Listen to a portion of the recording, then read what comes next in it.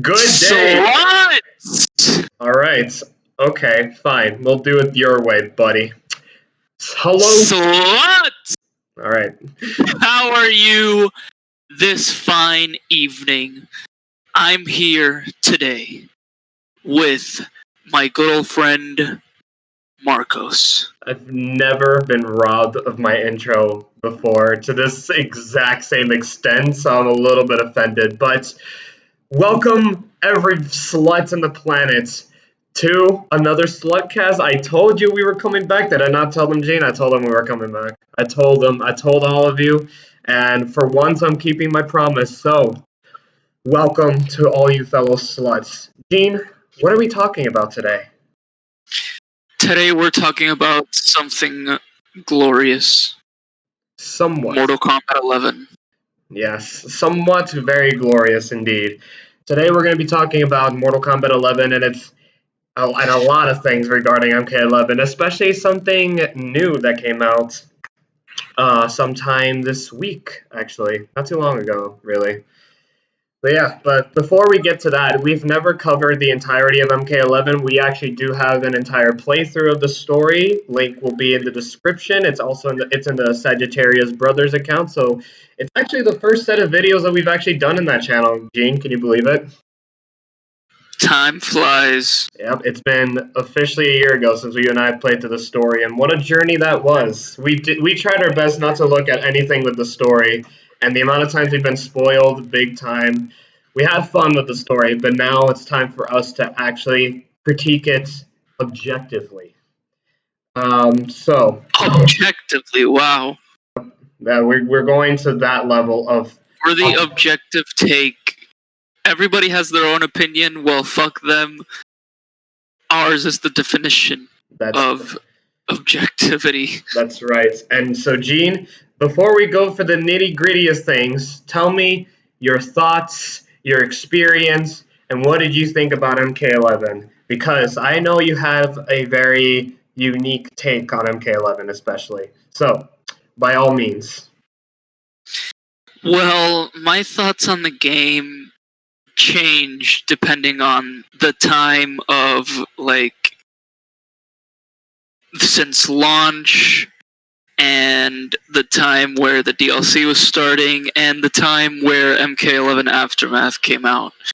So at launch, I'm going to start that the game was pretty solid. It was pretty solid in my opinion. I played the game ever since launch. Well, I played Towers of Time, and I was grinding through because I had to wait for your slut ass so we could play the story and everything.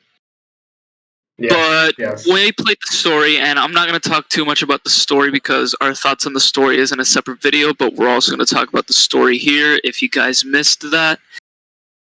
But I would say that my thoughts on the base game, like the vanilla game, without the DLC, without Aftermath, is pretty solid. I'm not talking about patches. I'm talking about the game when it came out. It was great. The progression was pretty good. There were microtransactions, but I didn't feel the need to buy anything. I do have some gripes with the some content, which I've talked to. Holy shit, about. I literally just remembered. You can literally say that. Oh my god, I completely forgot about that. Gene, this is your perfect moment to shine about your one major gripe that I almost forgot about. I have a complete major gripe with Mortal Kombat 11, but I'm not gonna get to it just yet. Oh, trust me, I already know when you're gonna say it. I'm so excited now. Not yet. I'm gonna save that for a little bit later, but there's something about this game that just straight up pisses me the fuck off. And I talked to this slut about it, and I was mad. I was surprised. I couldn't even believe it. I was so shocked that they did this. And this is just straight up robbery for me of the time that I put into this game. Because I can tell you that I've played a lot of online games and all that, but I've never been as hooked with a game quite like this one. Yeah. I've never had to grind like a fuck ton of hours to put into something, like, well, into a game, not into something, like into a game. Yeah, when this game came out, you were really, like, you played this game way more than I have. You were really into this game when it came out. When this game came out, I played a shit ton of Towers of Time, online, pretty much unbeatable, you know, slut. Okay, well, sure. I mean, everybody knows. Everybody knows. Every of my friends knows. My girlfriend knows. My brother knows that I'm pretty much unbeatable in this game. Okay. And I better see your. I want to see your ass at Evo Online this year, at MK11 Aftermath. Now that it's back at Evo. I'm talking too much shit, so I better stop when you mention Evo. Yeah, like, quit while you're ahead. That's the phrase you want to look for.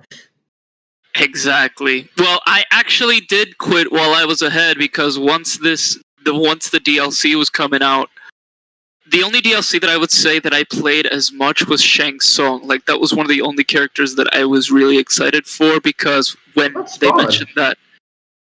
I played the... Yeah, but I had to wait a long time for Spawn, because he was coming out in March. Oh, okay. Yeah, I'll just say, like, yeah, I get Shang Tsung, but, like, because we made a video on it on the Sagittarius Brothers, but you were definitely into Spawn when he came out.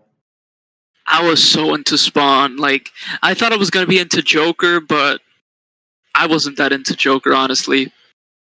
But Shang Tsung was the shit, and I was a good Shang Tsung player.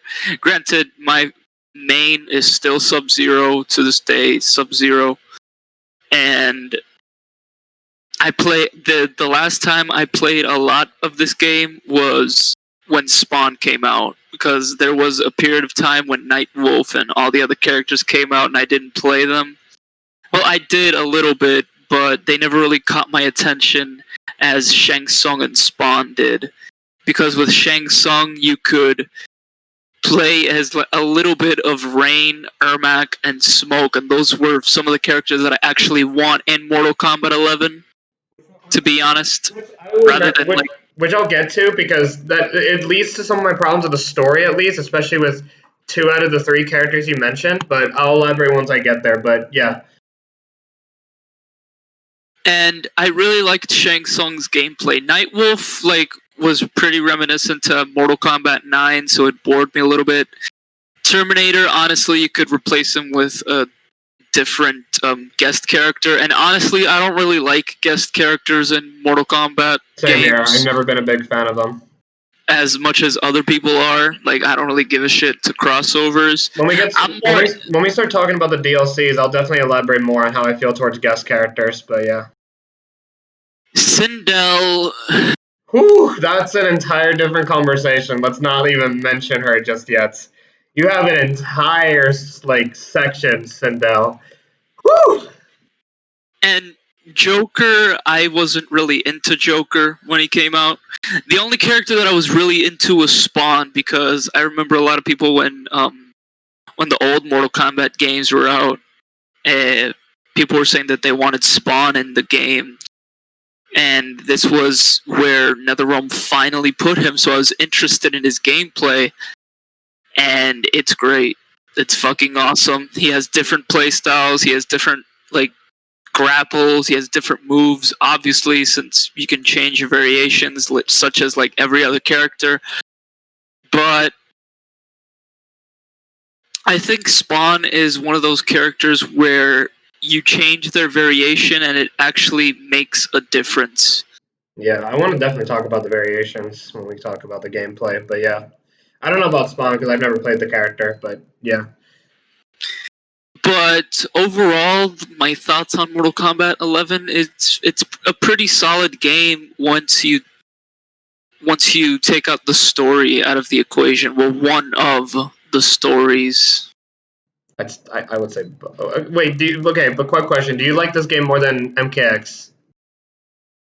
Mortal Kombat, yeah, for sure. Mortal Kombat sucked, in my opinion.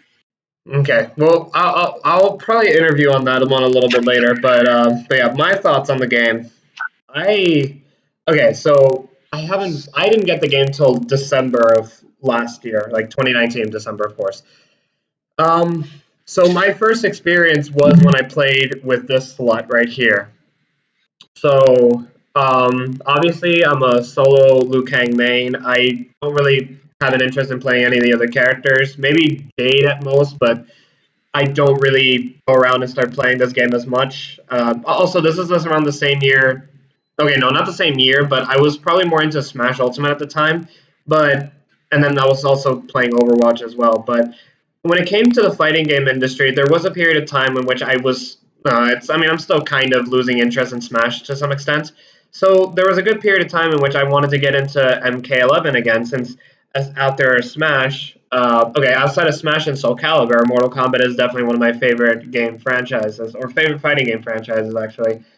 So when we played through the story, when we played online, when we played against each other, all those times I had a lot of fun, and I still do to some extent. I think the game is very fun in its own regards. It's not like super heavy, like aggressive nature like MKX was. Like MKX to me has always been more of a fun game to watch rather than to play for numerous reasons. But MK11 was very solid in its gameplay, but I'll elaborate more on the gameplay department later. I did not really look into the story that deeply because all I cared about was just having fun with my fellow slut who we've never really like had like this is the first time we've actually played through an MK together because I never met him we've never met each other when MK9 and X were new. Like when we met up in the university, we found out that we were huge Mortal Kombat fans, and it's like this is the game. This is gonna be our game, and this will be our moment to shine. The Sagittarius Brothers account opened, and yeah, we've been covering MK11 ever since. So despite some criticisms that I'm probably going to give to the game, and very harsh criticisms that I'm going to give it to the game, this game will have some special place in my heart, probably in the same level as Smash 4 at the moment. It's a game that I think has given good memories when I'm thinking about the times I play with my friends. But over time, it's kind of soured down on me, which we'll get into once we start deconstructing everything about MK11. And I already talked about it to the sluts. I agree that if you remove the story out of the equation, the game is relatively fun. Like if you're just talking about playing with your friends, playing online, it's fun. And actually, in terms of online fighting games, this is actually one of the more solid online experiences you can have with any fighting game, in my opinion. I have fun with MK11, but now it's time to tear it a new asshole. So let's begin, shall we? Let's get started. Let's start with the story. The story of MK11 taking place 2 years after MKX. Much anticipation with Mr. Dark Raiden himself, like torturing Shinnok as its presentation. And yeah, like we were both super excited to see what would happen with Dark Raiden's presence and what role he would play into the story. And what did we find out, Gene? He has no role in the story whatsoever. Any of you were pissed off about Snoke? Try Dark Raiden for all of you. A character we were all super hyped for and just did absolutely nothing with him. And I actually have a list of things that I have a problem with the story, and I will gladly read it to you. It's a longer list, but I'm just going to give you like the more like nitty-gritty problems I have with the story, and then I'll probably give the rest of it to my slut friend right here. So here we go. The problems with MK11 and its story. Ronda Rousey as Sonya Blade. The revenants of Nightwolf, Sindel, Striker, and Smoke are absent without any single explanation. They do elaborate on what happened to Nightwolf and Sindel, but I honestly think that the explanation to both revenants is 100% bullshit. And this is when I saw this. This was before Aftermath came out, mind you, and I saw this in a pre-fight dialogue between Sub-Zero and Nightwolf. So Nightwolf's revenant was apparently destroyed by Raiden. No, he was not, as we later find out. Kung Lao is absent in the first chapter for some reason. Dark Raiden literally vanishes after the first chapter. The fact that they decided to bring the old characters from their young and prime selves, including Liu Kang, Kung Lao, Jade, and Kitana, proves to me that they should have ended the Revenant pilots. Revenant plotline in the last game. Also, it just doesn't make sense why Kronika decided to bring a younger, like any of these good guys into this world if she's just recruiting allies. What happened to Cabal being a cop? I know they explained that he was a rookie cop who was bought off, but in my opinion, I just think they reduced his character so much. Why wasn't Smoke with the good guys if he was in the same location as they were in the Time Merger, in other words, in the Coliseum? Why wasn't Cyber Sub-Zero in the Lin Kuei factory with Sector, Cyrex, and Frost? Wait. Okay, Noob Saibot does absolutely nothing in the story. Frost is basically Sector 2.0. Sub-Zero's entire chapter is literally the exact same storyline as chapters 35 and 36 of the Mortal Kombat X comic. Cyrex and Sector are fought in the story, but are not playable fighters. Kotal Khan tells Raiden that he fought by Earthrealm's side against Shinnok, when he wasn't. President Jax is extremely unlikable. I think we're going to elaborate a little bit more on that one. The Collector. I gotta say that. The Collector. Despite serving under Kotal Khan, Reptile and Ermac are completely absent for some reason, and I kind of hate that Ermac gets killed off in the crypt. I hate that. Shao Kahn doesn't even have his entire army. Shang Tsung, Quan Chi, Melina, Ermac, Reptile, Shiva, Goro, Kintaro, and Motaro. What happened to them? Shao Kahn does absolutely nothing in the story, so why bring him back? Cetrion, despite being an elder god herself, is just Kronika's puppet. Devora kills Hanzo Hasashi. God damn it, I completely forgot about that stupid shit. I hated that. Yeah, like, we were both super pissed off when this happened.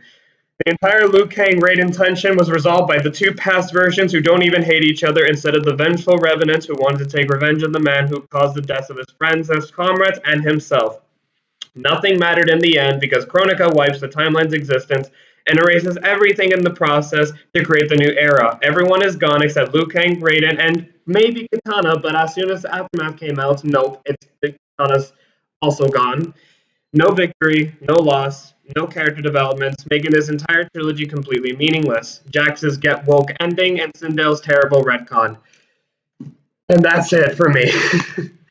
I did have fun playing through the story because one thing I'm not giving credits to is the fact that the one thing I did like about the story are the characters themselves, the interactions, like Cassie Cage with the past versions of Sonya Blade and Johnny Cage, Liu Kang with his relationships with Raiden, Kung Lao, and Kitana are genuinely great. The characters is what carried the story, and unlike MKX's uninspired and boring plot, this was the game where the characters actually mattered, and like for me. So because of that, I still had fun with the story more than MKX, but the story is still like a mess to me.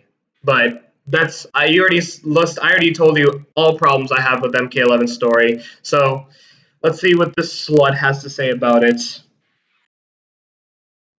You may okay.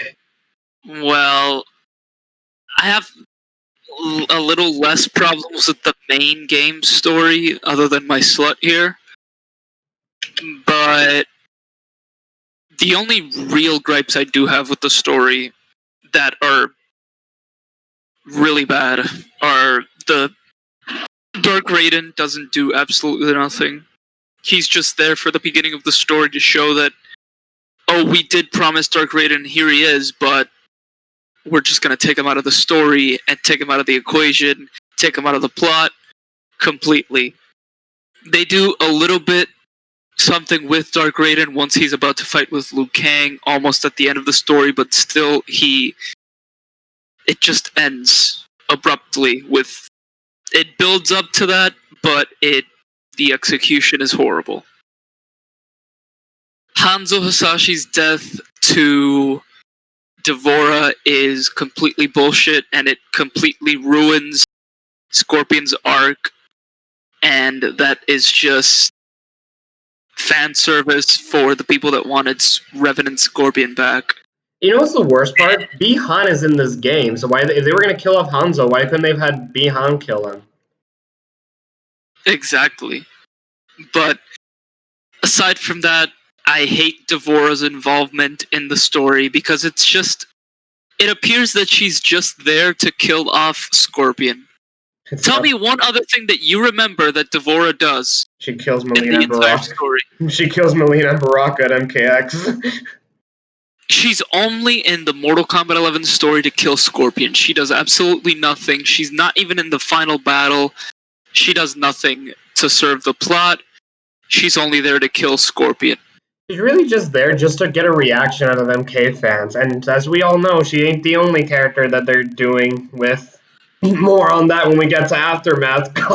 Foreshadowing. Sindel.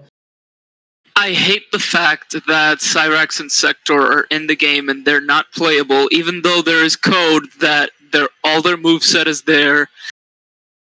Everything is there for Cyrax. Even Tribor could have been in the roster, and they completely screwed up with it.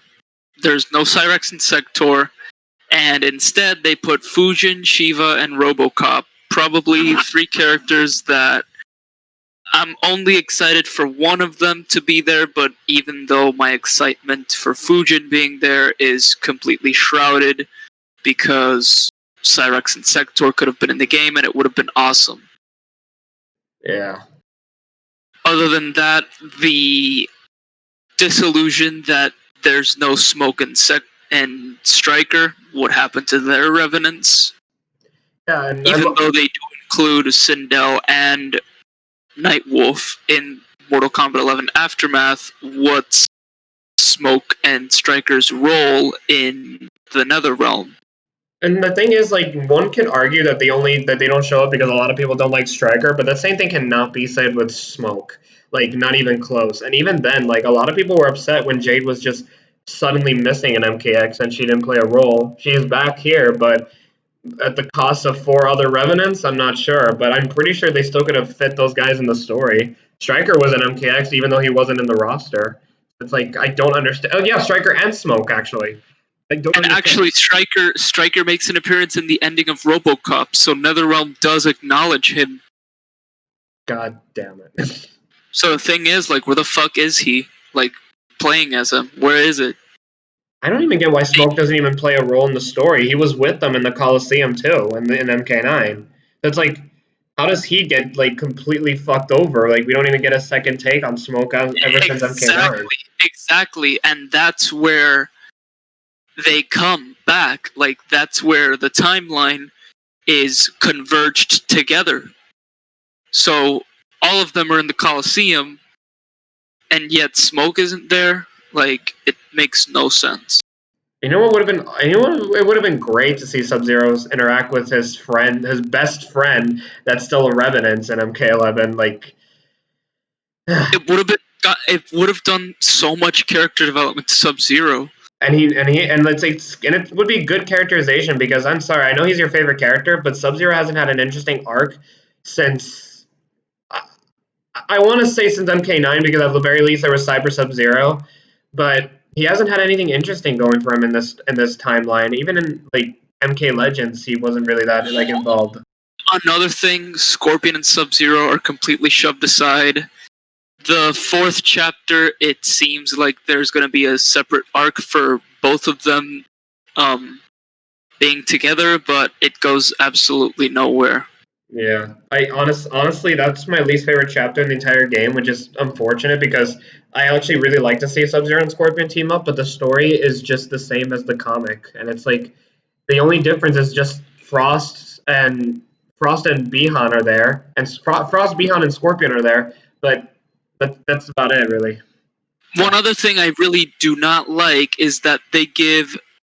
I really hate this, but they give Ermac a redesign. A complete redesign, only to show him die in the crypt. He could have at least made a cameo in the story. I don't get that. That doesn't make any... Even Reptile makes an appearance in the crypt. So why even give... Exactly, like, why give Ermac a redesign, but Reptile is the same Reptile as in Mortal Kombat X? Like, what the fuck? And they don't even make a cameo in the Coliseum. Like, in the, you know, when everybody's, like, working together to fight Shao Kahn? It's like, they don't even, like, they don't do it. They don't appear there, and there's, like, no reason. Like, characters just don't appear in this story, and it doesn't make sense. And Reptile, the guy that you play as in the crypt, you kill him. You kill Reptile. Really? You do? Yeah. you kill him and you get a skin for Scorpion. I hate this game already. Yeah, you kill Reptile, probably like one of the most beloved like assassins from Outworld, dies at the hands of a nobody.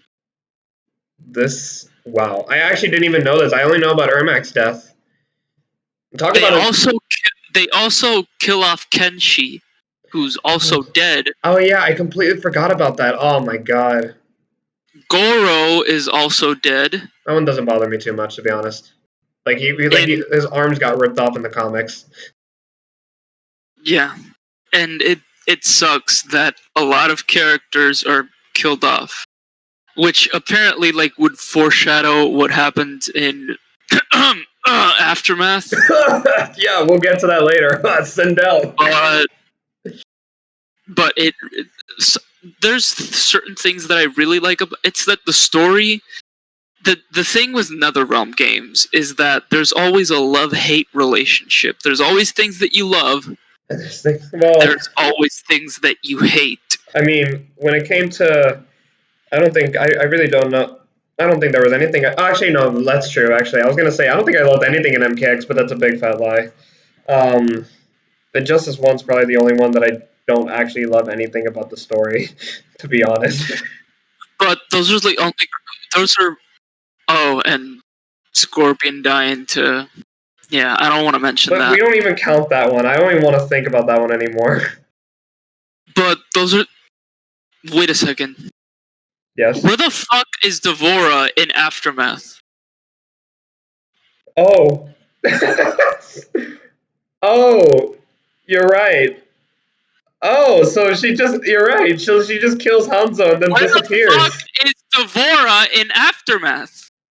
So she just kills Hanzo and then leaves. Like, she's just gone. Oh. Okay. Oh. Wow, this character is such a piece of shit. I mean, I hate Sindel's new character right now, she's like right next to Devora right now, but fuck Devora, honestly. That just came to my mind. I was talking about Devora, and I'm like, where the fuck is she in Aftermath? Like, what does she do? She's not even in Aftermath. She's not even in the fucking story. Maybe it's probably for the best, to be honest. It's probably for the best, but it's so strange, though. It is. Like, this is a character that okay, yeah. So, tell me about some things you actually like about the story.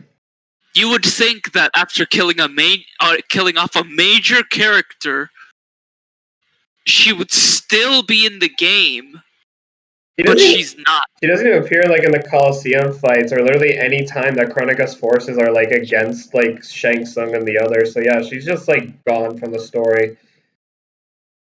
Like, I'm sorry to say, but if anybody likes Devora as a character, you are the worst human being in the entire world.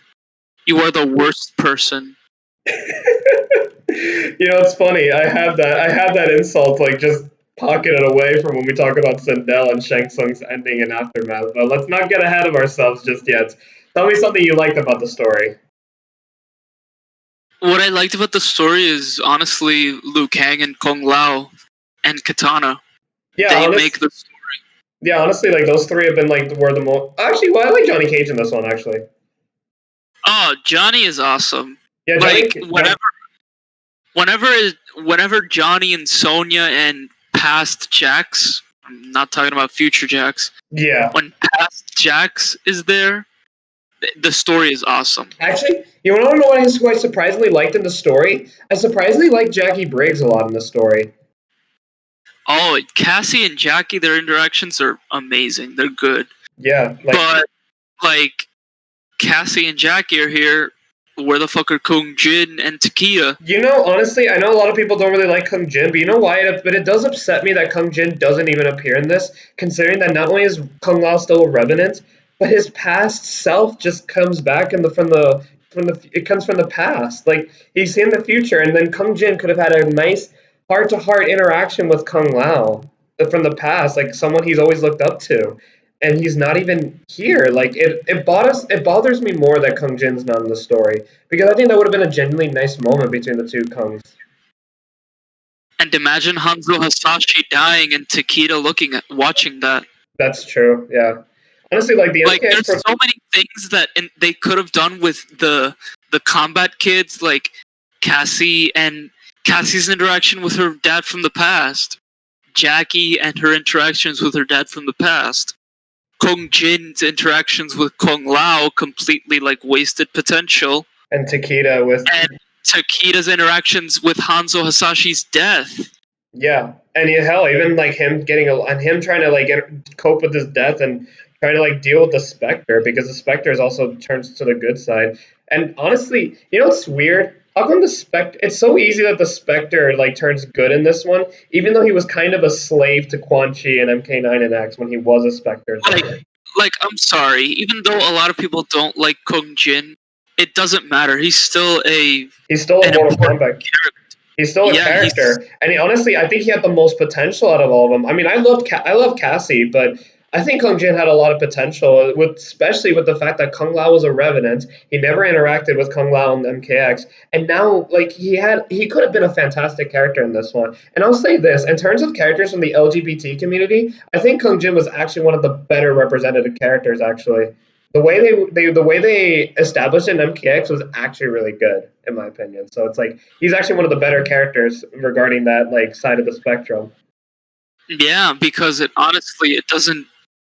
They don't want to shove it down your throat. It's just subtly there. Yeah, and they actually did a good job with it. But yeah, honestly, I agree with you. I think the main characters just carry the story completely. Like, even though the story doesn't work, at least the characters like had that motivation, and it's one of the reasons why I enjoy it and why I honestly hated Aftermath. But I don't want to get too ahead of myself just yet, because once we get to Aftermath, I'm not holding back. But like Mortal Kombat X, like you don't even see those characters interact the way you want to. Yeah, they're just. But now that we see them together again, like Katana and Liu Kang are just a breath of fresh air to see. Actually, Kung Lao and Liu Kang are just amazing together. They're best friends. Like, honestly, that dynamic is so perfect. I love it. Like, and honestly, I was gonna say this. After Nate and Elena from Uncharted, Liu Kang and Katana are my favorite couples in video game history. Like, they have such great chemistry, and like that's something that I never has been left disappointed by. That they have an amazing dynamic, and I've always been fond of like Liu Kang's relationship with most of like his closer allies, like Kung Lao and Raiden as well. Like, he's like honestly, like I enjoyed that interaction alone. I enjoyed Cassie, I enjoyed Johnny, I enjoyed Sonya, I enjoyed Jackie Briggs, I enjoyed Jax, the past Jax, mind you. Like, I enjoyed those aspects, even though Ronda Rousey is not good compared to the other Sonya voice actors. I think Sonya, the way she was written, like her role in the story, especially the past one, was good. But but I don't know. Oh yeah, one problem I do have with the story. This is a more of an NRS problem I have, and this is going to be really important when I talk about Aftermath. But the power really fluctuates whenever you're playing as a character, so the villains are practically worthless. And to put it simple, Aftermath, it wasn't exactly what I had in mind to making villains powerful. Okay, so it's basically in your favor, and the villains are almost losing half the time. There is a way you could have done it, but I don't think they did it right with Aftermath. And I really held so much frustrations with Aftermath that I honestly am just like holding it in as much as I can. But to put it simple, the villains are just complete pushovers, and they're not threatening in any sort of capacity, which is unfortunate when one of them are the revenants of fallen heroes, especially one of them being the champion of Mortal Kombat. But yeah, honestly, let's move away from the story and start talking about other things about MK11. So what did you think about the gameplay, especially compared to like MKX? I think it was better. It was honestly better. Because the tacticality of the gameplay is, for me, it's good. Although I have some gripes with like the what's it called? I forgot.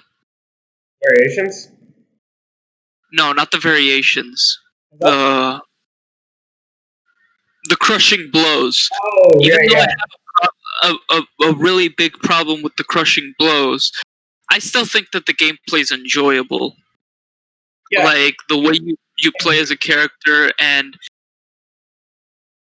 but honestly, I do have a problem with some of the variations, whereas in Mortal Kombat X, it had an emphasis where gameplay changed and your playstyle changed depending on which variation you picked. I agree. The variation is not so deep in MK11. That's what I was going to touch upon. Like, it was true in Mortal Kombat X, but in Mortal Kombat 11, like, the gameplay just feels the same, whereas in Mortal Kombat X, for example, you played a Scorpion with the spear, and granted, he always has the spear, but the variation where Scorpion used the demon is completely different to the variation where he has the sword.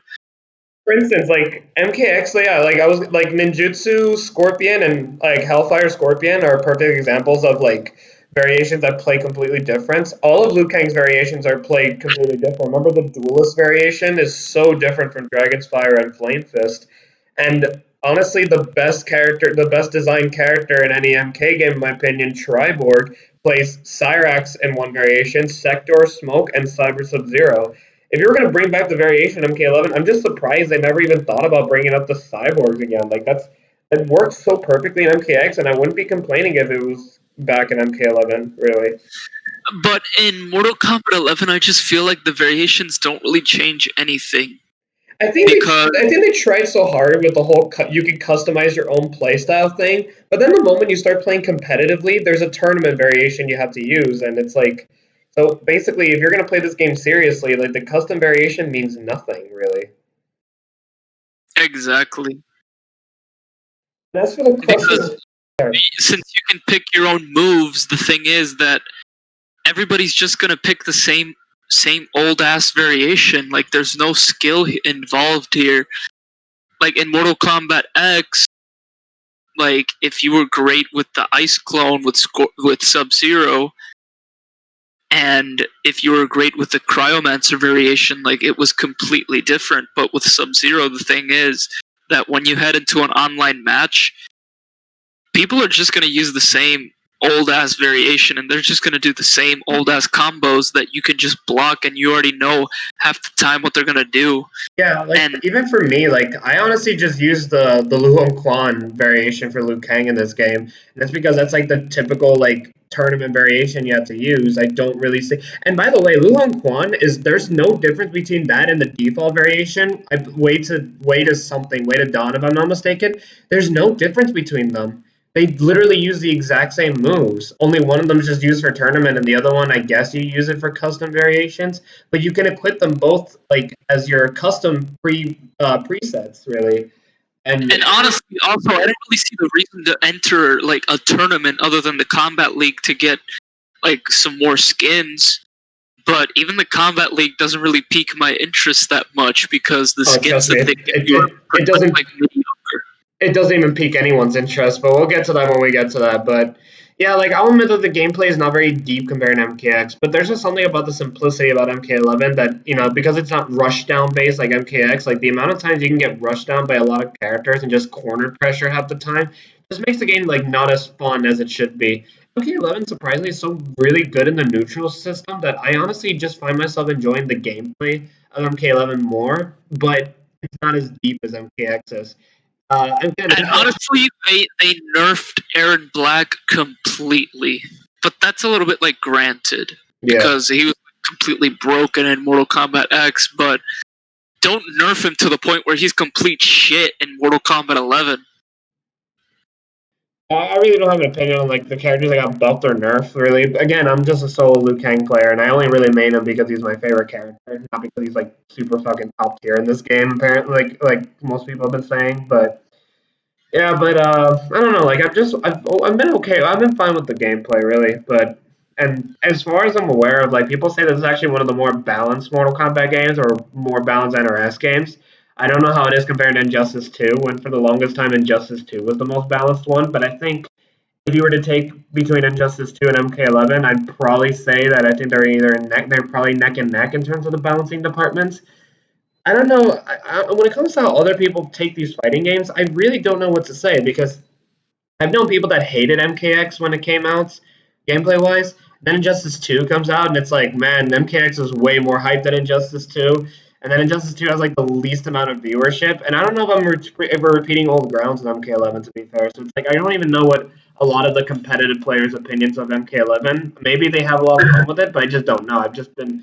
Honestly, I have to say that, like, even the balancing, like, there's an issue there. Because, for example, when I'm playing a Sub-Zero and then in comes a Garrus, like, Garrus just completely fucks up any other character, and it's just bullshit, because I see my brother play, like, Dragon Ball FighterZ a lot, and I see that it's more balanced there, because you can pick any character, and no other character is stronger than the other. Granted, like, obviously Ultra Instinct Goku is going to be much stronger than, like, other characters, but even so, you can still do different moves to kick Ultra Instinct Goku's ass. So I would say that there's more, like, balance in, like, Dragon Ball FighterZ than Mortal Kombat 11, since I've seen a lot of Dragon Ball FighterZ, and I'm probably trying to get into that game too. I have a question, but if you were to compare this game to Injustice 2, which game did you think was more fair and balanced? I'd say this one, because Injustice 2 had a lot of problems with the customization and the stats. Okay. Because if somebody had epic armor and the stats were that they could deal a bunch more damage than you... But like, removing the stats and just playing, like, ranked matches, though. Like, not like counting the stats and the customizations thing. Fucking Mortal Kombat 11 is more balanced. Like, somebody plays as Flash, like, and... Like, if somebody plays as Flash, and you're playing as, for example, Brainiac, you're gonna kick Brainiac's ass. Alright, then. I asked you this because I actually haven't really played it. I actually never owned Injustice 2. I've only played it, like... That's not really fair to, like, a Brainiac main. But if you play as... granted, if you play as, like, Green Lantern, and... then the other guy plays as Flash, then yeah, that's balanced. But try to play Sub-Zero against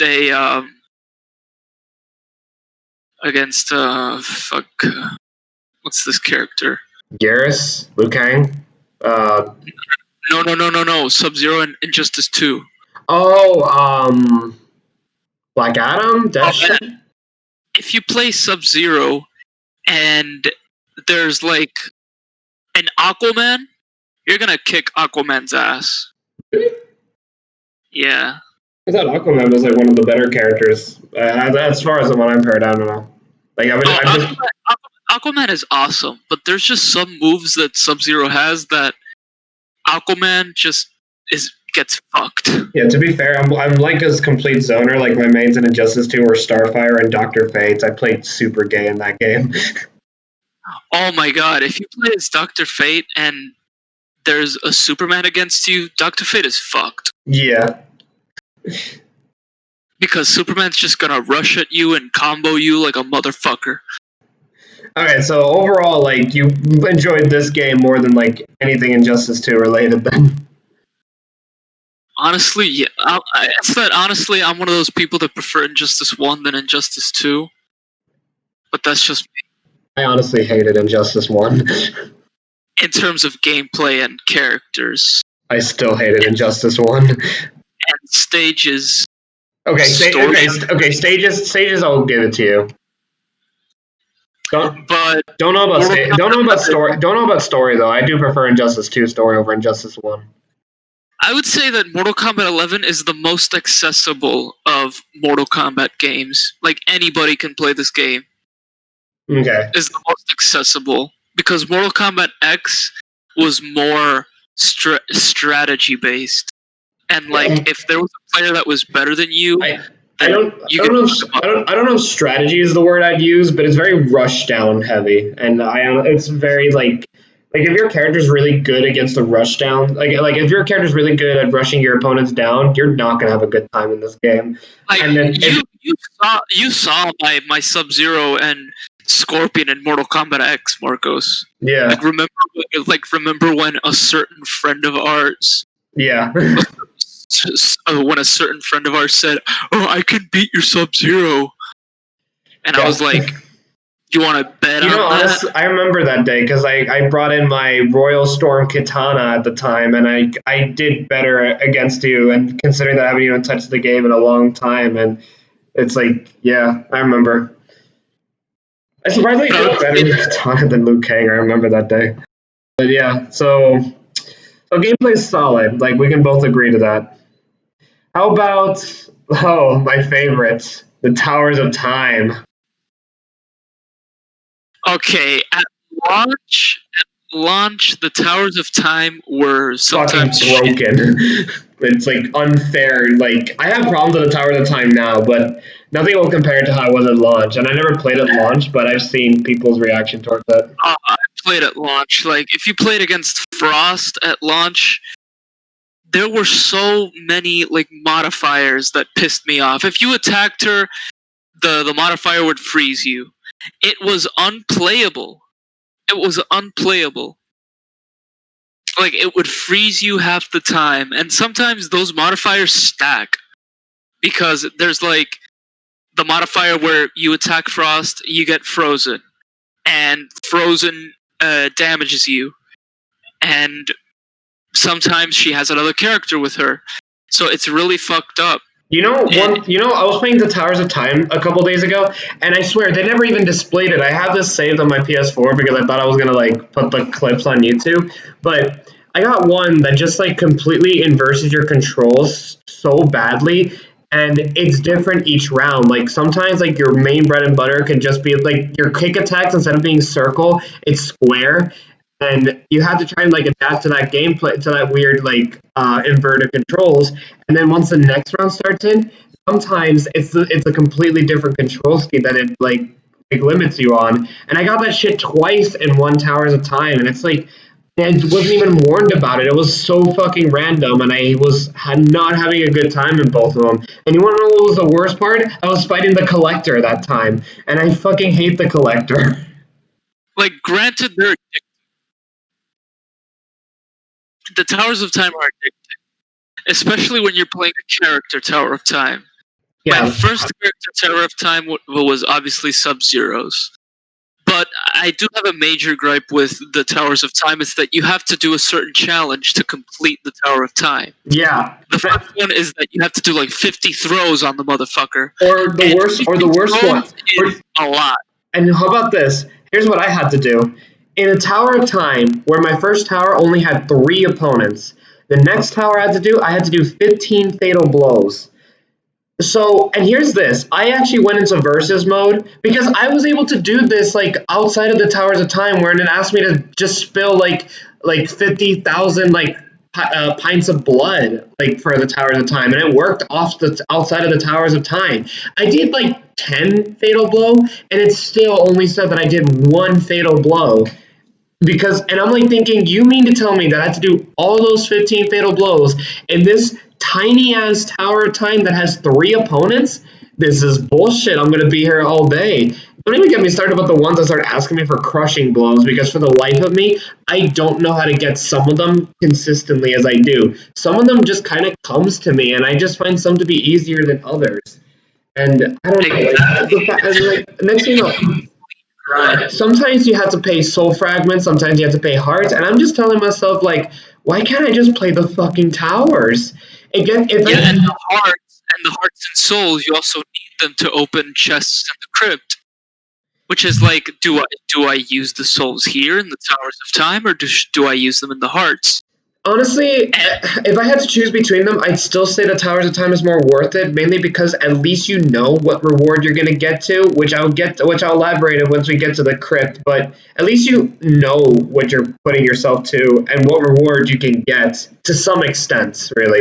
But in the heart, with the heart chests in the crypt, they're set. Like, they're not RNG. The other ones are RNG. Okay, but we'll get to that when we talk about the crypt.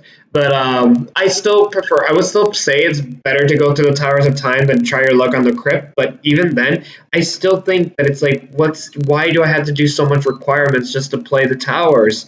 I just want to have fun, man. Yeah. Like, I just want to play the game and get my gear.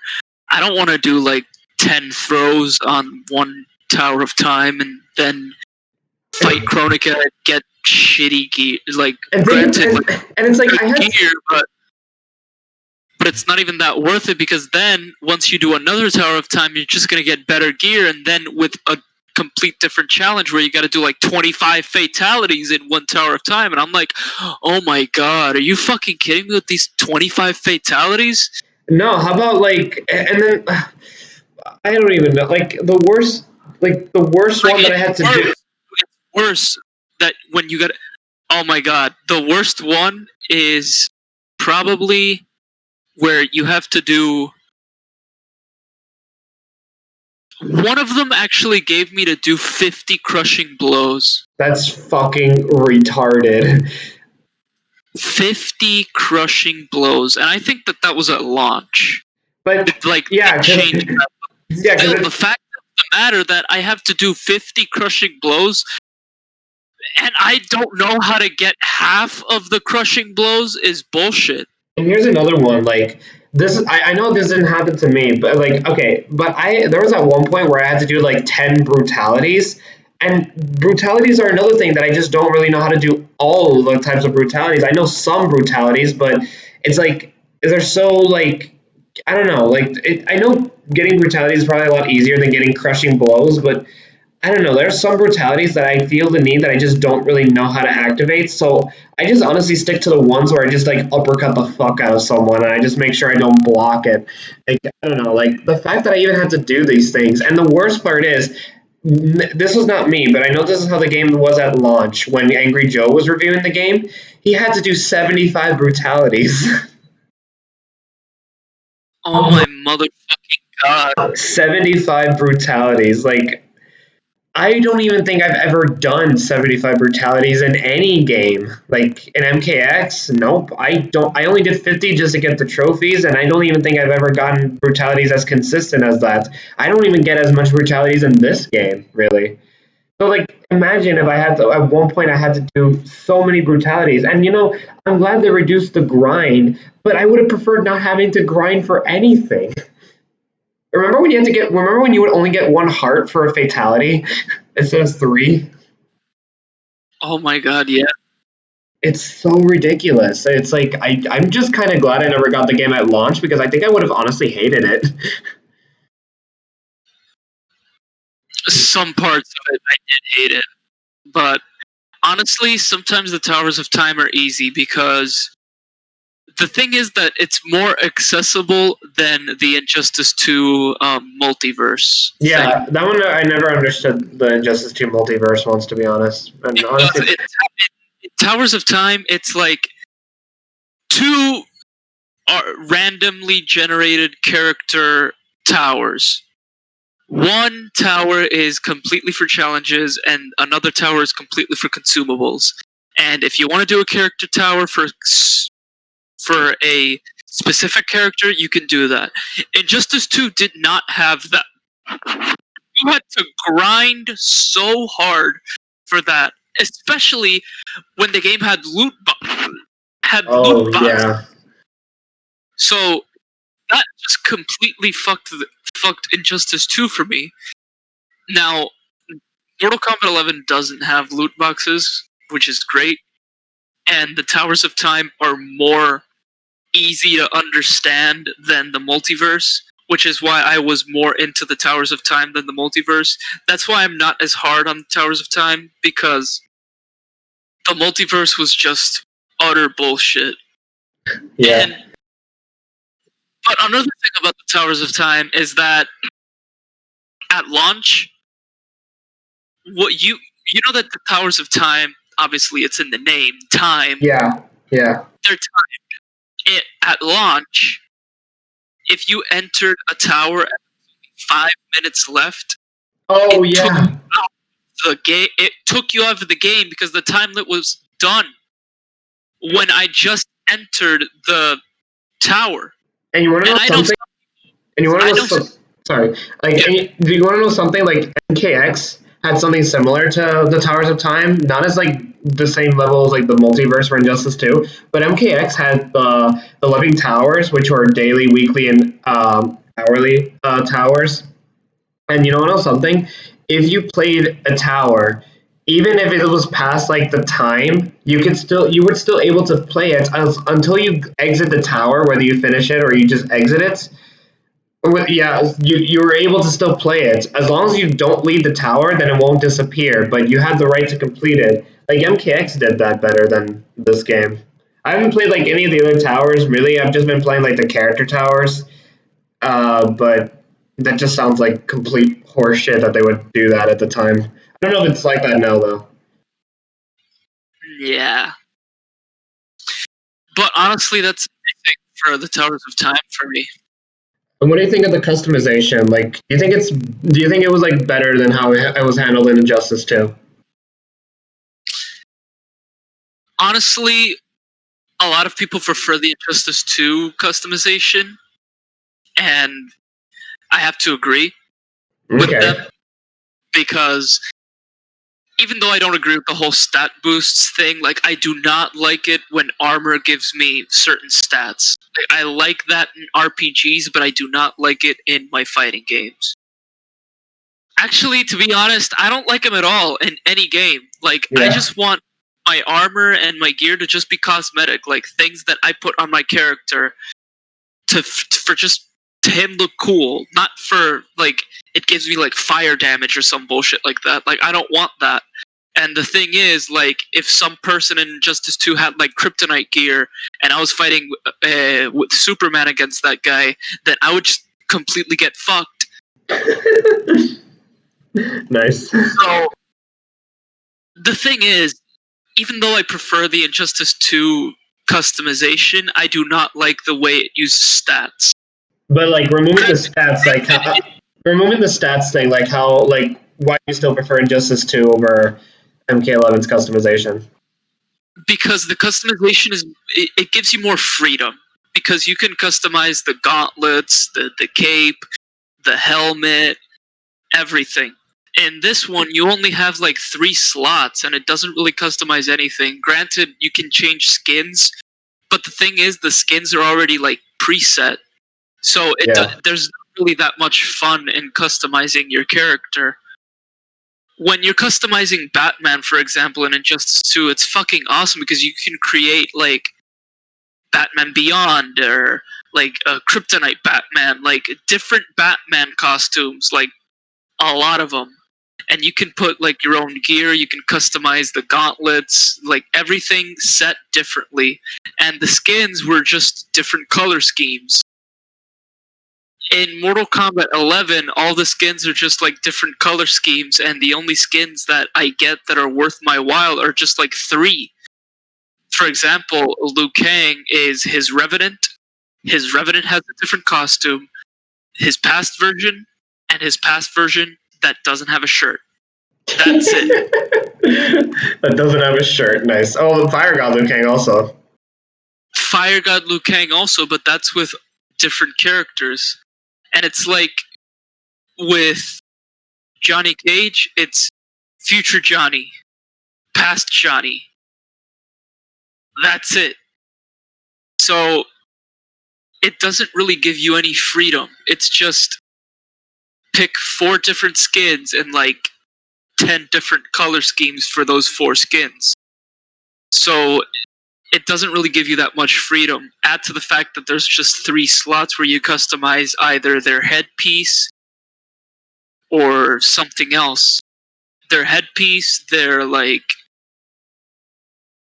weapon, which is not even in the like in game if you use the weapon, and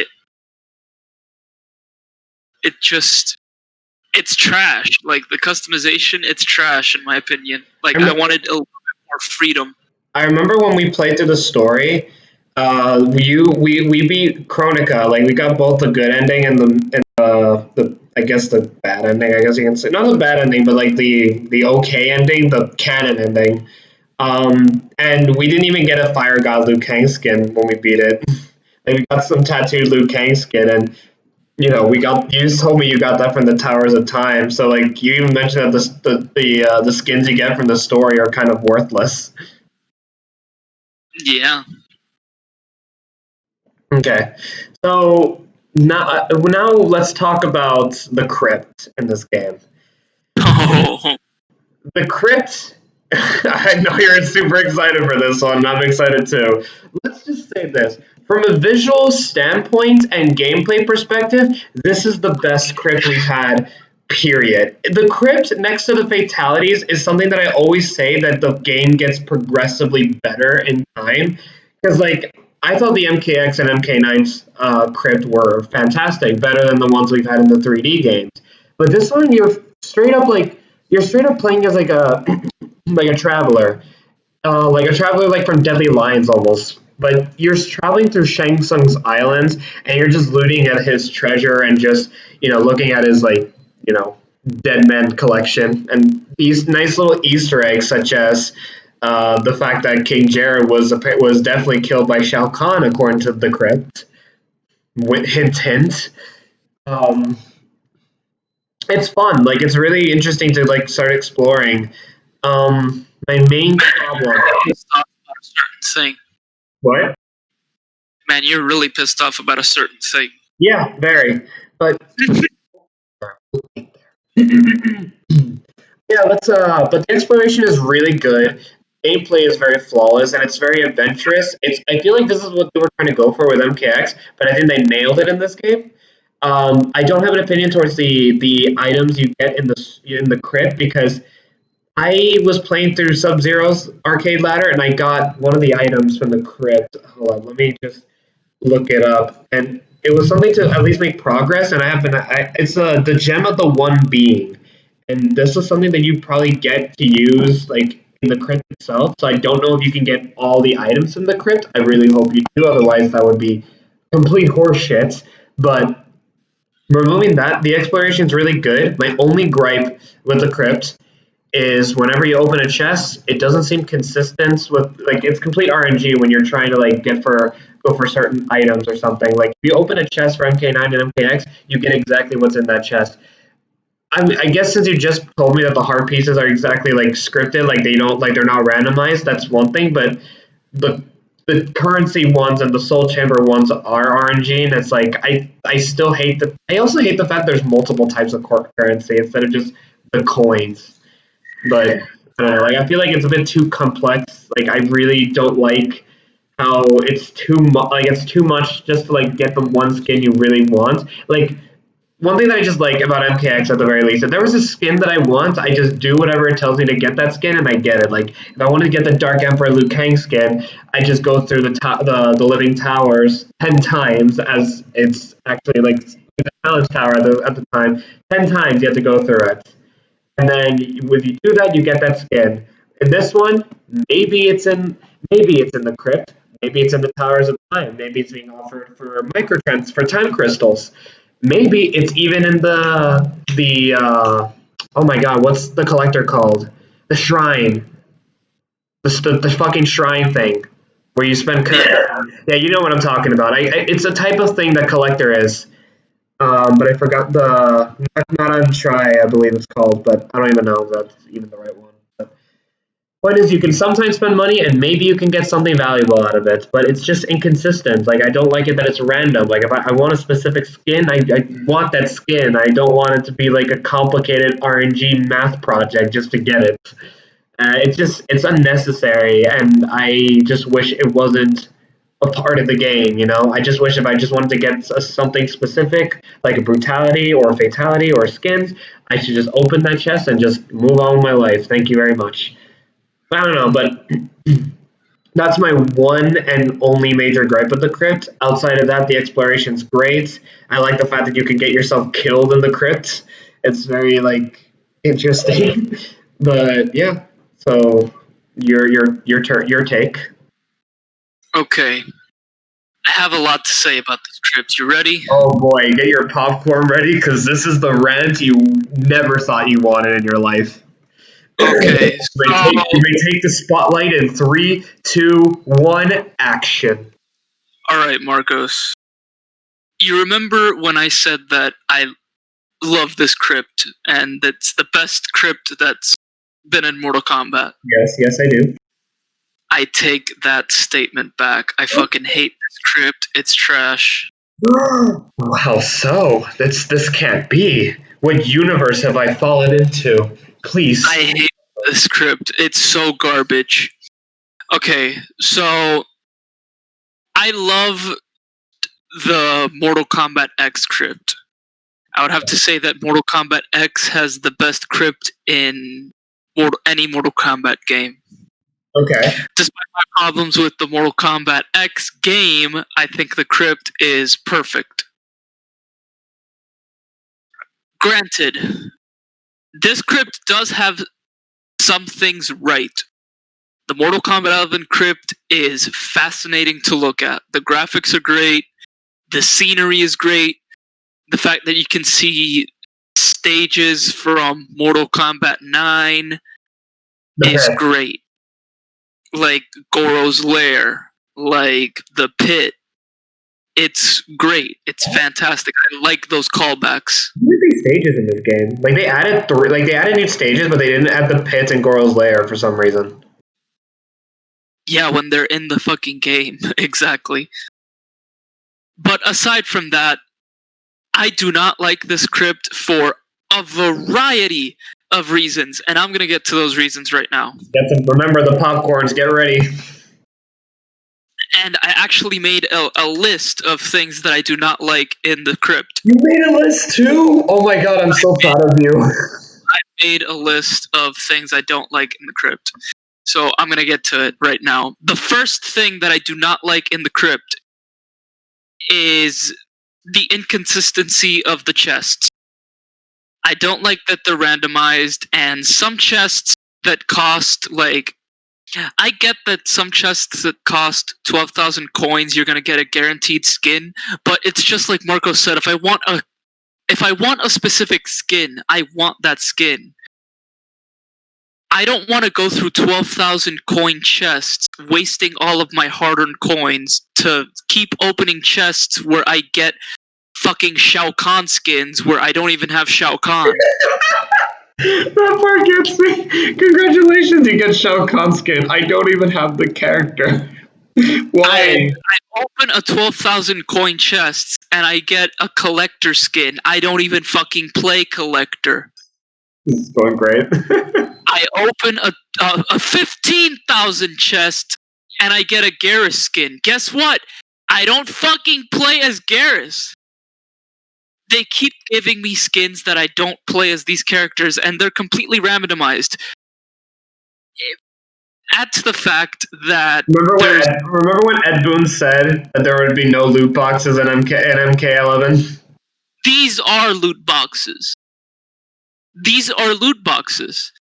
Add to the fact that there's this certain mechanic where you can change time and refill these chests. That does completely nothing because you just get the same variety of things. I don't remember this, but do you use the time crystals for that? No. Okay, so you just use currency. No, you don't use any currency for that. Well, yeah, you do. You use coins to reverse time.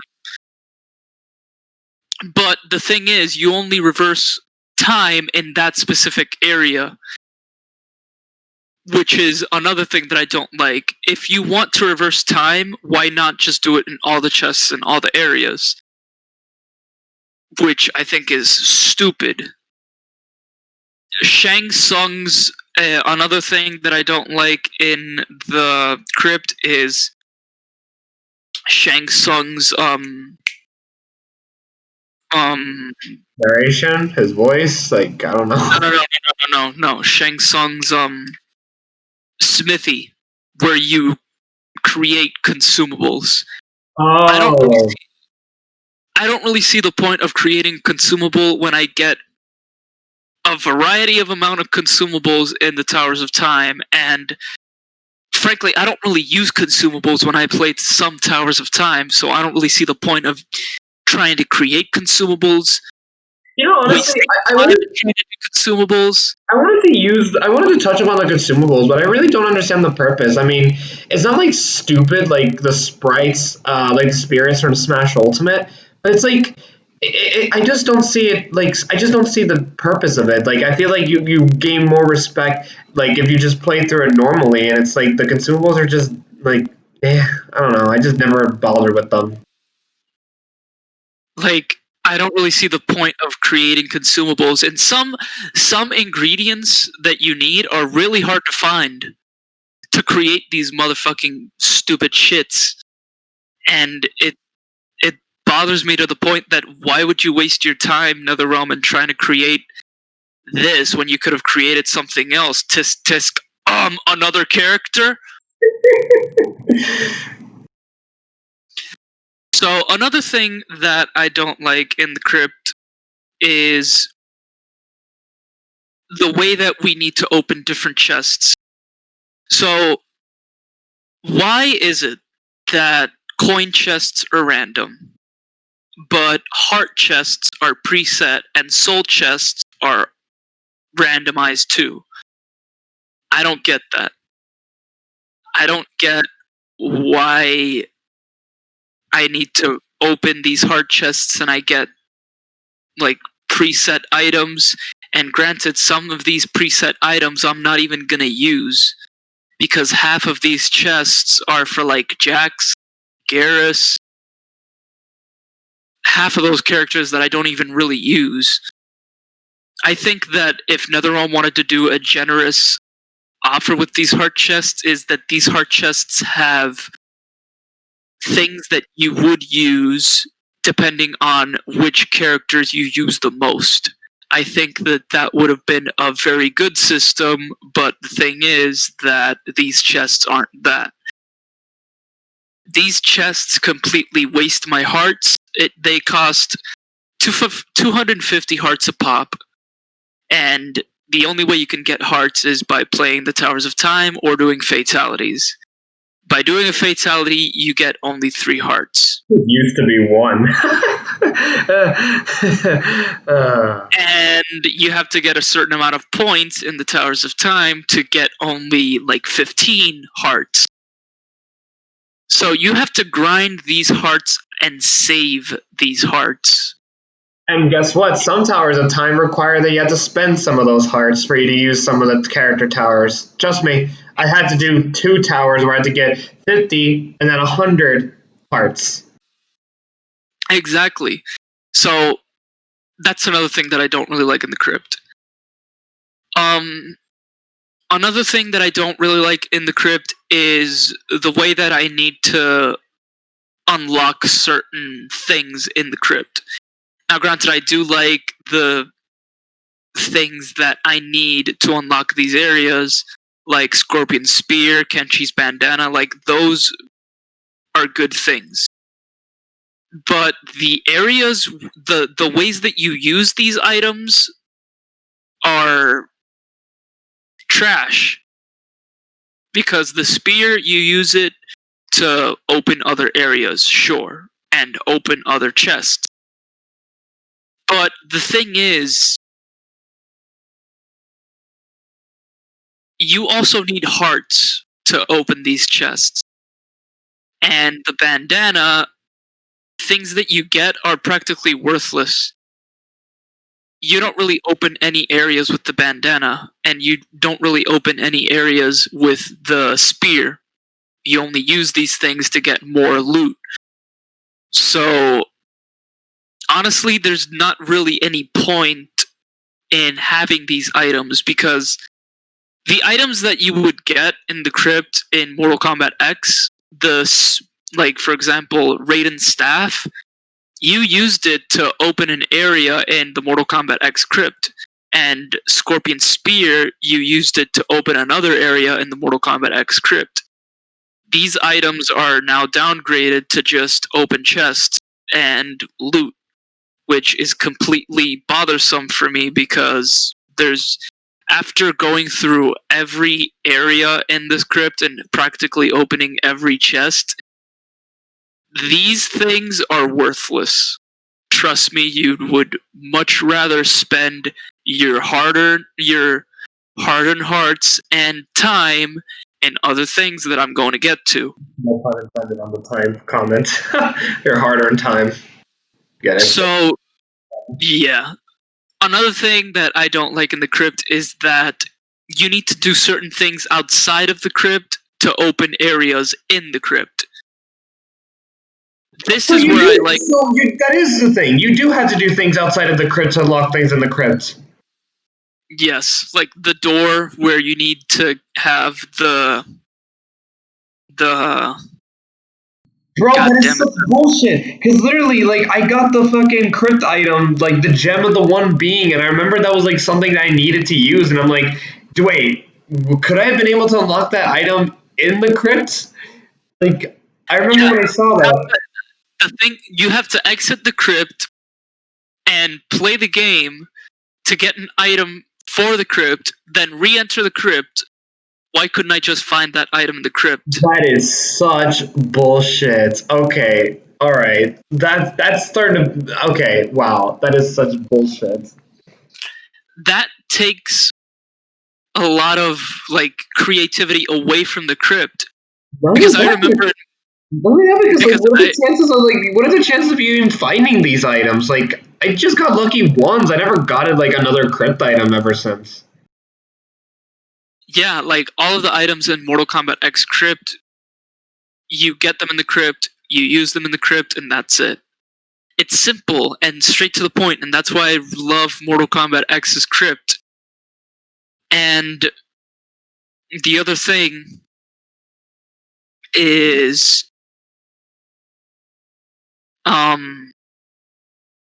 it's a lot of things that you need to get outside of the crypt in order to progress through the crypt. And if you want, like, the really endgame stuff, it's harder, and I'm gonna get to that. So, it's more than just one thing that you need to get outside the crypt. It's like a series of things. Oh, I'm gonna get to what you need to progress through the crypt. I'm gonna get to that. So, that's another thing that I don't really like in the crypt. Another thing that I don't like in this crypt is the puzzles.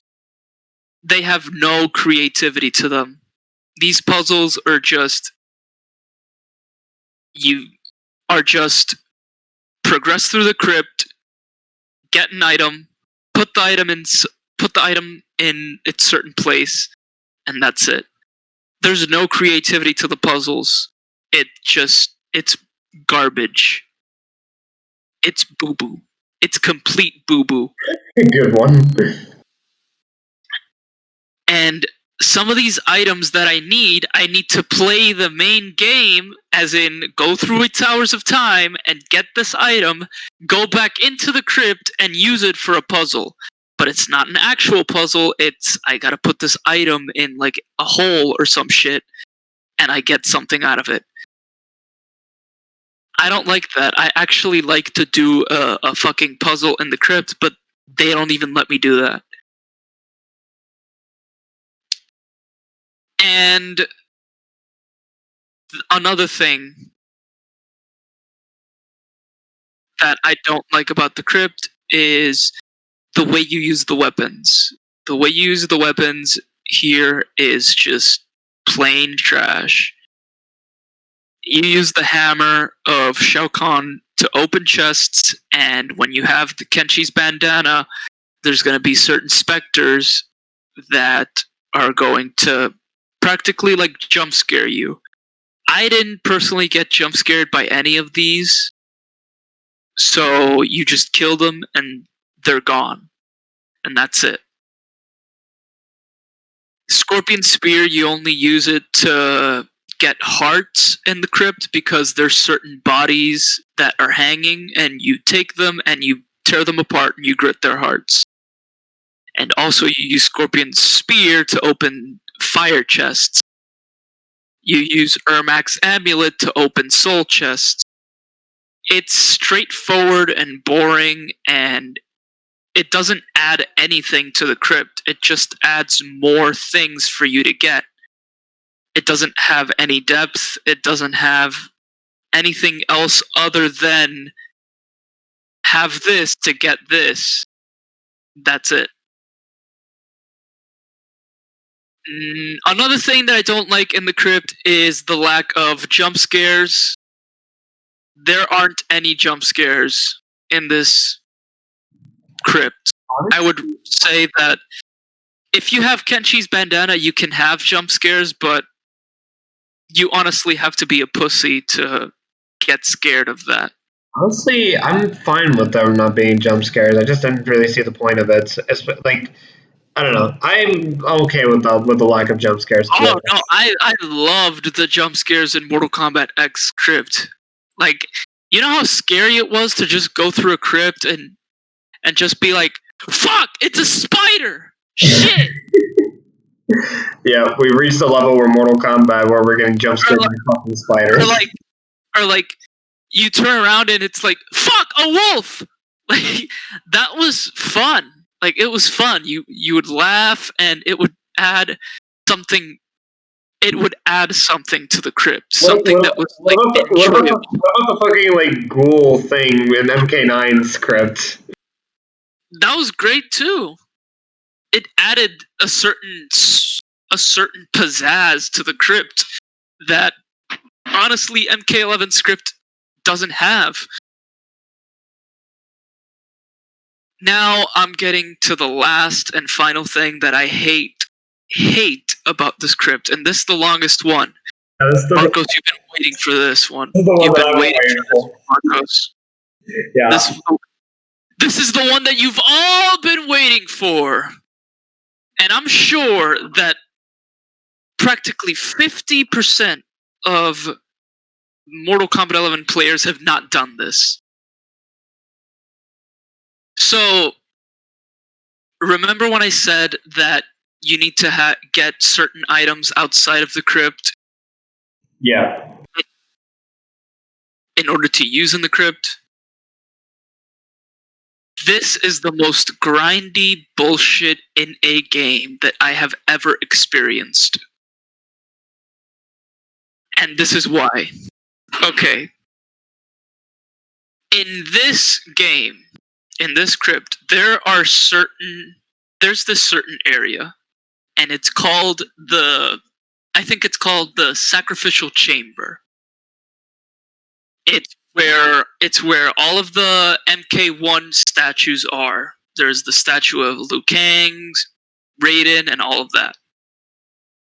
Well, there are these pikes that has every single character's idol in it. Every single in-game character's idol in it. You need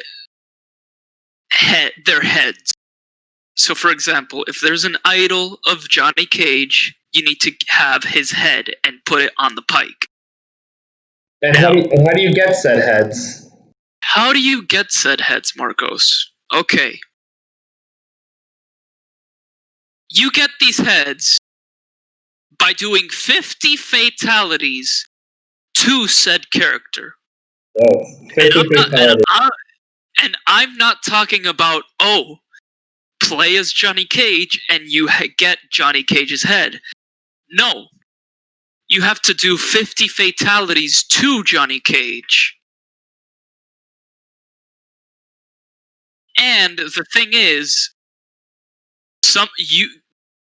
you have to grind the shit out of the towers or online matches to fight against a certain character, do 50 fatalities on this character, and then put his head on the pike, and then repeat the process with different characters. Once you reach, 5 heads, a certain door opens, and this door opens Shang Tsung's throne room. But it's only one room in Shang Tsung's throne room. And in one of these, and in all of these rooms, there's 3 rooms in total, by the way. In all of these rooms, there's chests. And these chests give you an intro, an outro, gear, and a skin for a certain character. Granted that when you put a head on a pike, you also get that character's specific skin, intro, outro, and gear. Okay. Well, that doesn't seem too bad so far. Okay, well, aside from the grind itself, but, we already have all the characters on the roster. Or do we? Okay, I'm getting to that. So, you have 5 heads on a pike, you open a room, you repeat the process by putting 10 heads this time on a pike. Then you repeat the process again by putting 15 heads on a pike. Now, once you reach the final stages of trying to open the last fucking door in the crypt, you have 1 more character left. And this is a character that I do not have. Because you get by pre-ordering the motherfucking game. Granted, you can also buy this character, but I do not want to spend my money in order for me to do 50 fatalities on this motherfucking character in order to just open 1 more door to get worthless ass skins and fucking intros and outros for other characters. And that character is Shao Kahn. I do not have Shao Kahn. I'm not going to buy Shao Kahn. I don't really see the fact that I even have to waste $6 on a character. And the fact that I don't even have to play the character to get his head just bothers me. Because if you don't have Shao Kahn, he doesn't appear in the towers. He only appears if a certain player is online playing as Shao Kahn. The thing is, you're not guaranteed to really play against this person again because he can leave. So, the last part of the grind is Shao Kahn, and if you don't have Shao Kahn, you're basically fucked. Oh shit, you gotta buy him. And you have to, and the worst part is you have to do 50 fatalities on him, so it's like... Exactly. You don't have to do 50 fatalities with Shao Kahn, you have to do 50 fatalities on Shao Kahn. The fact that you already did this with like half the roster, like I'm honestly surprised you were able to do this. Like I would have... Not half the roster, my man. Oh, all of it. All the roster. You were just missing 1 more character. So, this is just the most scummiest shit ever. To have to waste all of your time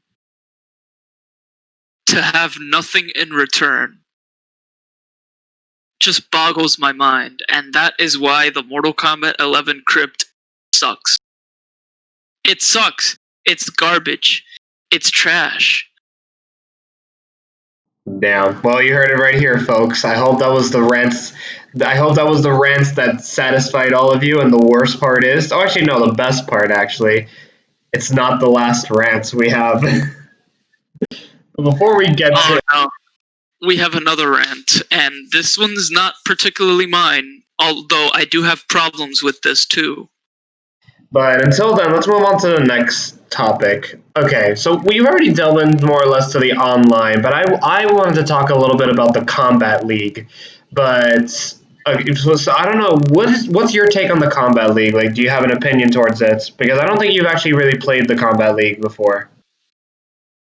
No. Okay, well here's my take on the Kombat League.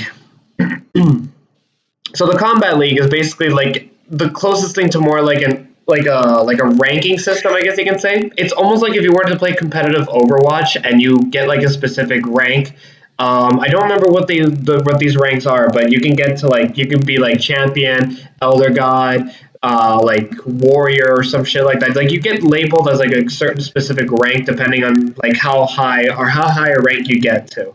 And when you reach a specific rank, you can get skins for characters.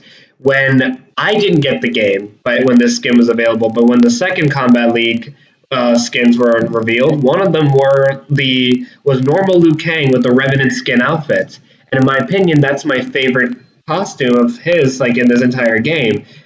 I because I wasn't available when I got when that Combat League was happening, I can't get that skin probably. In fact, the thing about the Combat League is the fact that no one really likes the Combat League because if you're not like I would say this, when you play a game competitively, you're not playing to have fun. You're playing to win. Most of these people play to keep their rankings up. Others are just trying to get the skins. And to avoid losing points or to lose your ranking, people will play in the most defensive, campy, and most toxic gameplay possible. You're playing as Frost, you can just like you can camp your opponents up and do the stupid spinning move that she has. And it's just like, from my experience of the Combat League, it's just not fun one bit. And many statistic evidence suggests that asked if Combat League did not have rewards for playing them, would anybody still be playing the Combat League? And more people said no. Like, just think about it. Less people are prone to play this game competitively without any reward. So, like, even though there are people that genuinely probably love this game, if there's no reward for the ranking system, nobody would play the ranking system. They just play the typical ranked matches or player matches, but they would completely avoid the Combat League. But they only play it just to get the specific skins. And it's very, like, what it seems to me, it's a very frustrating experience if you even want to take this game seriously. Because if you do, people will play as, like, cancerous as possible just to make sure they can keep their rankings up. And if you lose to a lower ranked player, your ranking is going to drop significantly, and it's just not well designed in my opinion. It's discouraging, it's frustrating, and honestly, aside because of the skins, it's not worth it. And I'll even argue it's probably the skins aren't even that worth it either. Outside of the Liu Kang like skin that I wanted, and maybe even Jade's Revenant skin in her normal form, I don't even think there's even a skin that appealed to me personally, but that's my taste is my taste is different than others. But granted, if you buy the season pass, you get way better skins than the Combat League ever like has. So it's not really that worth it. Yeah, the Combat League is just not really worth like getting too frustrated over. It's not really worth anyone's time unless like they're just asking to get frustrated and just go on another type of grind, which is trying to get fucking better at the game than and just simply just having fun with the game and meeting players online and just playing King of the Hill and stuff like that. But like Combat League doesn't seem like it just seems like it was a mode that I was keen on, but then realized it was just nothing but a frustration fest. And honestly, I pity the people that like are subjecting themselves to the Combat League, whether they want to keep their rankings high or they just want to get the skins. I have more faith to all of you, but it's just not something for me, honestly. And I don't see you enjoying this one bit, Gene, especially with how people play in the Combat League. It's not fun. Oh no, I fucking hate when there's like a certain person like camping and zoning. Yeah, and it's especially when they're on the mic saying, "Oh my god, you're fucking trash, like you're trash, bro," and I'm like, "You're camping and zoning, dude." Yeah. And you're calling me trash? Honestly, like, I think I wanted to, like, I'm not sure if this is, like, in the same level as Elite Smash, like, when you're trying to, like, keep your ranking as high so you don't lose the fucking character in Elite Smash. Because, like, Elite Smash, if you lose that ranking for the character, you lose that character, and depending on how many characters you have on Elite Smash, like, you lose the privilege to just compete in Elite Smash. But, like, in this game, at least you can use all the characters, but like, fuck, like, is it really worth going through all that frustrations just for the cosmetics? but are not even as according to this slut right here, is not even as deep as the one in Injustice 2. So really, like, you're just asking to look prettier or just to look cooler, but we could ask for a better customization system. And the thing is, like, the only person that's gonna see like the cosmetics is the person that's playing against you, who probably doesn't even give a shit about the skin that you have. So, in reality, it's not really worth it. Yeah, it's just really it's just like a nice little look for your character, and then what your opponents are going to go through. But I don't think I've ever had a moment where I look at the enemy's character and go, "Wow, that's so good. I want to be just like him." Like, no. And sometimes, like, the default skin on some characters is much better than other skins that NetherRealm puts out for them. Honestly, for me, I'm just fine with Liu Kang being blue. Liu Kang looks good in blue, and that's about it. Like, give me a blue skin, and that's good. Yeah, like, that's why this legendary, rare, and common, uncommon bullshit just frustrates me. I do not like that system in games.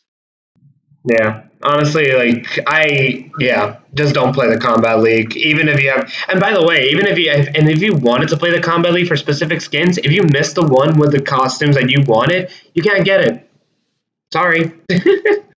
I don't think there's ever been a means of being able to get the combat skins, and they don't even tell you otherwise. Because, like, I've seen the one with normal Liu Kang with a Revenant skin, and it says found in the Combat League, but the Combat League event is already ended, so it doesn't seem like it's in the Towers of Time or being offered for time crystals, which I wouldn't even think to that level anyway. So I just don't really. I don't see any means of getting these skins once the event is done, which I find to be just garbage, honestly. Definitely. But now we're away from the baseline MK11 experience, which is, as we've already noticed, is kind of a mixed bag. Let's start to more or less heading towards Aftermath, but we're going to start with the DLC fighters. The DLC we have, counting the pre-order characters, we have Shao Kahn, Shang Tsung, Nightwolf, Terminator, Sindel, Joker, and Spawn. I feel like we're going to end up really comparing these DLCs to the DLC fighters in MKX, and to see how well some of these characters are. Gene has already explained the fact that he was mostly excited for Shang Tsung and Spawn the most. I'm going to give my take on some of the characters. It's not a big, I won't take too much of your time because I think Gene will have more opinions on it.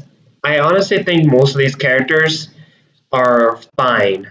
I'm not crazy with some of them, but that's not even because I'm in support of having more MK characters and guest characters. Personally, I don't give a shit about guest characters. I think they just rob the spot of what could potentially be an interesting take on some of the newer characters. For instance, I never thought I would have really liked Tremor in MKX, but Tremor ended up being one of my favorite designs in MKX, and he was one of the DLC fighters, and he hasn't appeared in any of the late mainline MK games. He makes a cameo in the PS Vita version of MK9, but it was just a brown palette swap of any typical ninja. But this time they straight up redesigned him. They gave him a personality. He was great, and it's nice to see Tremor in something that isn't Special Forces. But but these characters, the characters we got here, are all kind of recurring characters. I think Shao Kahn as a pre-order bonus is a good choice, and I'm kind of glad that he was at least involved in the story, unlike Darkseid from Injustice 2. I don't like the way he was implemented in the story. But at the very least, I think Shao Kahn was a much better pre-order bonus. I think Goro was fine in MKX, but this is Shao Kahn we're talking about. Shang Tsung is one of my favorite, is one of the best DLC, is probably one of the better DLC fighters. Not only because it's a fan favorite, and he's also voiced by the person who played him in the first film. But Shang Tsung is just a straight up great character in my opinion. I think he's actually one of my favorite villains in the series. Nightwolf is okay. I'm not a big fan of Nightwolf personally. Terminator, I didn't care honestly about Terminator. Sindel would have been my favorite if they didn't fuck up her story, but we'll elaborate that later. Joker was interesting. I'm surprised. I was intrigued on the fact that Joker was in this game. So I liked it, honestly. I think I like the way he was implemented, and his pre-fight dialogues are genuinely good. His move sets are fantastic, and I don't know. I was just Joker remains as probably my second favorite of the guest fighters, with my personal favorite Spawn. I think Spawn is the best deals. I think Spawn is the best of the guest fighters. I'm not sure if he's the best of the DLC, but I think it was a lot. It was a big surprise that he finally made it into an MK game, and it's nice to see him in another fighting game too, considering he was in Soul Calibur as well. But yeah, those are my 2 cents. I personally didn't really buy any of these DLC fighters, and I don't really plan to. But in terms of like how I feel their choices are, I think I like them a little bit more than MKX's. But granted, I feel like the best DLCs for MKX are better than all these DLC fighters like Triborg and Tremor, in my opinion. But those are my 2 cents. Dean, you may take the spotlight. All right, Shao Kahn. A lot of people don't like him, and gameplay-wise, because he's really slow, and some of the other characters are like super fast. Yeah, Shao Kahn isn't Shao Kahn like the worst character in this game? Yeah, and he doesn't make up for his slowness. He doesn't do any more damage than all the other characters. So honestly, you're much better off playing Liu Kang or Sub-Zero or Shang Tsung for that matter. Shang Tsung is honestly the DLC fighter that has the best moveset. Yeah, honestly. I remember when we played Shang Tsung in the Towers of Time. Like, I actually had a little fun with him. Shang Tsung has a lot of great moves in this game. And a lot of these moves really give you nostalgia to... I don't really need to say, because there's a variation where he uses the ninjas as his own personal like souls, where he turns into them, and it just... Personally, I would have preferred having those ninjas like in the game, but at least like even if the fact that they couldn't really make it into the roster, at least having that as an option was a pretty good substitute, and I think it utilizes Shang Tsung's soul stealing ability and the transformation moves in the best way possible, in my opinion. Oh yeah, I really like that move. Nightwolf is just... I like Nightwolf as a character, but here he's just a rehash of Mortal Kombat 9, really. I think I prefer his moveset in Mortal Kombat 9 than here, honestly. I've honestly never really been a big Nightwolf fan. I think he's an okay character, but it's like I never really care about playing him. I didn't really play him much in MK9, and I don't really think I'm gonna really enjoy playing him in this game. Terminator, I wasn't really like excited for Terminator. Surprisingly, kind of a letdown, in my opinion. Honestly, yeah, because even though they use Arnold Schwarzenegger's likeness, it's not his voice. And it's like, you get Ronda Rousey to play as Sonya Blade, but you don't get Arnold Schwarzenegger to play as Terminator. You're just asking me to hate this game, honestly, when you say shit like that. So it's like, it doesn't make sense when you get one over the other. Granted, like Ronda Rousey, like, I think would cost less money than to get Arnold Schwarzenegger. But Arnold Schwarzenegger is actually an actor, unlike Ronda Rousey. Exactly. So Terminator's moveset is cute, but not great. Sindel, I'll talk about her in a second. Joker, honestly, probably also has one of the best movesets in the game. Yeah, honestly, I've been looking at Sonic Fox's tier list, and actually he ranks him just even with Liu Kang, actually, for the number 1 spot. Because Joker has one of those movesets that's very special that also gives a lot of personality to Joker, even though he doesn't really have a story in Mortal Kombat 11. Yeah, because there's a move where Joker throws an Arkham patient at you, he shoots at you, and honestly, Joker is one of the most fun characters to use, basically because of its antics and shit. So he basically has one of the best movesets in the game. And honestly, he is one of the guest characters that actually makes sense to be in a Mortal Kombat game, other than the final character who I would say that is the best DLC in fighter in Mortal Kombat, Spawn. Yeah, Spawn is great. I think he almost got to the point of maining Spawn at one point. Spawn is great on all levels. He makes sense being in the Mortal Kombat universe. His story makes sense. His fatality is amazing. His brutality is great. His moveset completely puts Spawn above basically all other DLC fighters combined. What else? His skins are probably the best skins in the game by far. And his variations actually make sense into calling them variations. Yeah, for Wanda is one of them. So, I would say that Spawn is probably the perfect character to be in Mortal Kombat 11. Alright, yeah, those are our takes on the MK11 DLCs. But now let's focus on one of them for a split second. So, as all of you already... Here we go!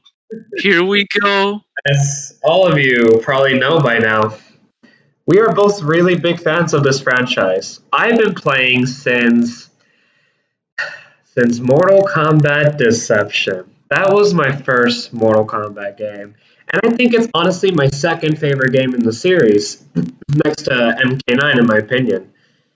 MK9 is great, but MK Deception has this interesting world building to it that none of the other Mortal Kombat games since Deception has ever touched upon.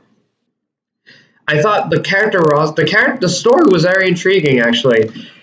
The story is that after Deadly Alliance, all the fighters that were involved in Deadly Alliance were killed because they failed to take down the Deadly Alliance, with Raiden being the last one standing. And Onaga the Dragon King just comes out back to take his throne now that Shao Kahn was dethroned, and he wants to reclaim himself as the Emperor of Outworld.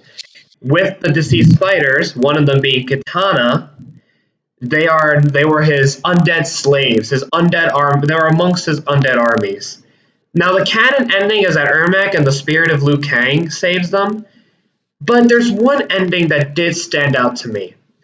Sindel's ending in MK Deception, where she performs a magical spell and Jade has to fight the possessed Kitana. Onaga could have taken both Sindel and Jade on, fair, and beats them both, but he decides to torture Sindel by sending his daughter to fight her. Kitana, her own daughter, was going to attack and kill her own mother, so she has Jade fight Kitana off, whereas Sindel performs a magical spell to reverse Onaga's physical form back into Reptile's body, and essentially freeing Kitana from this evil curse, basically, from being mind controlled by the Dragon King.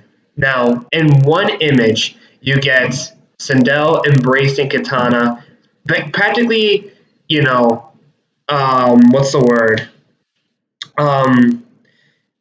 Redeeming herself for abandoning her daughter, because Sindel, after Edenia was taken, committed suicide because life with Shao Kahn was worse than being dead. So she committed suicide, but practically abandoning her daughter. It's always been viewed as a selfish act. MK9 tried to make it a selfless act, but in my opinion, I think Deception story is the best one.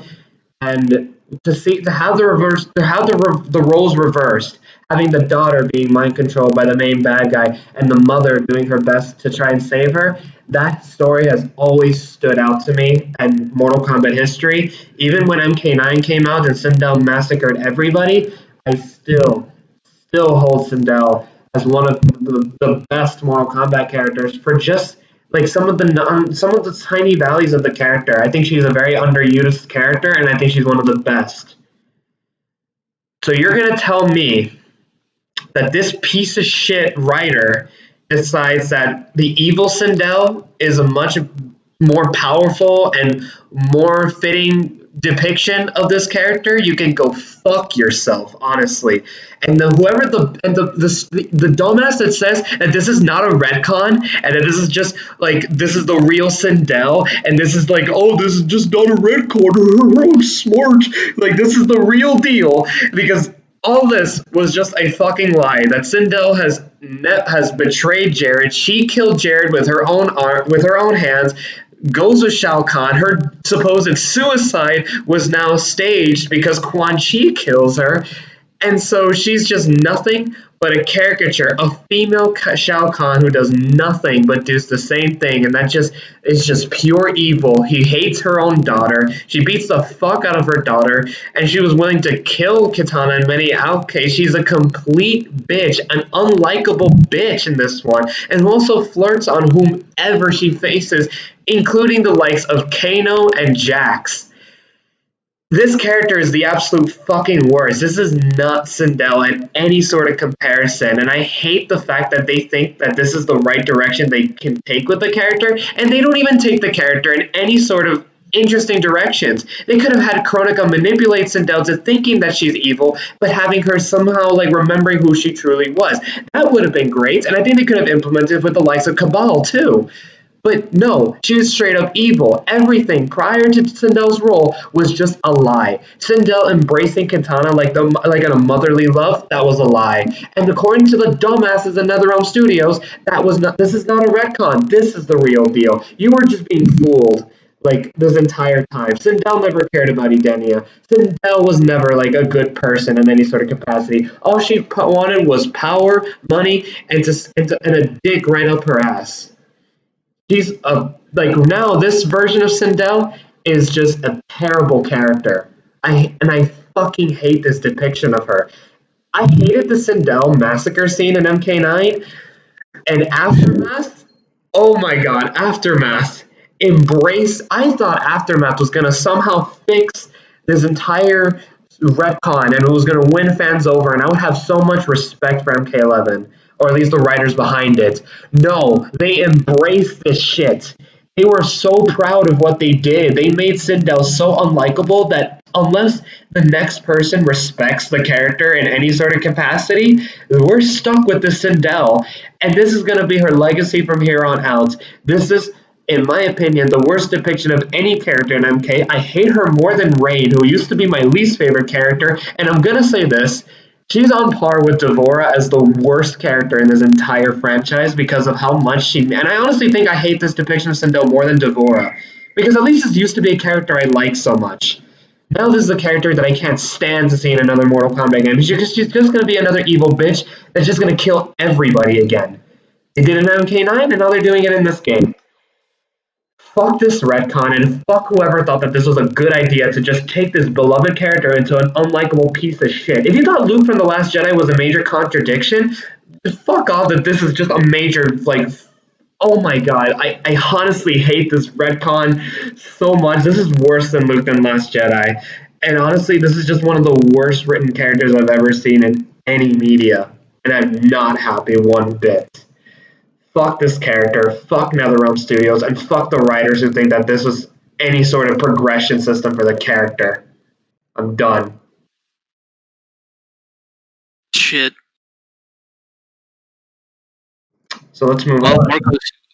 Yeah, let's move on to what we were already mentioning, Aftermath. Aftermath was so garbage. The story was terrible. I don't get what they thought that this, like, I don't even care. Like, despite my criticisms with Armageddon, with DC, with MK4, or even with this game, or MKX, or literally any other MK game, this is the worst story that they could ever put in any of the mainline story.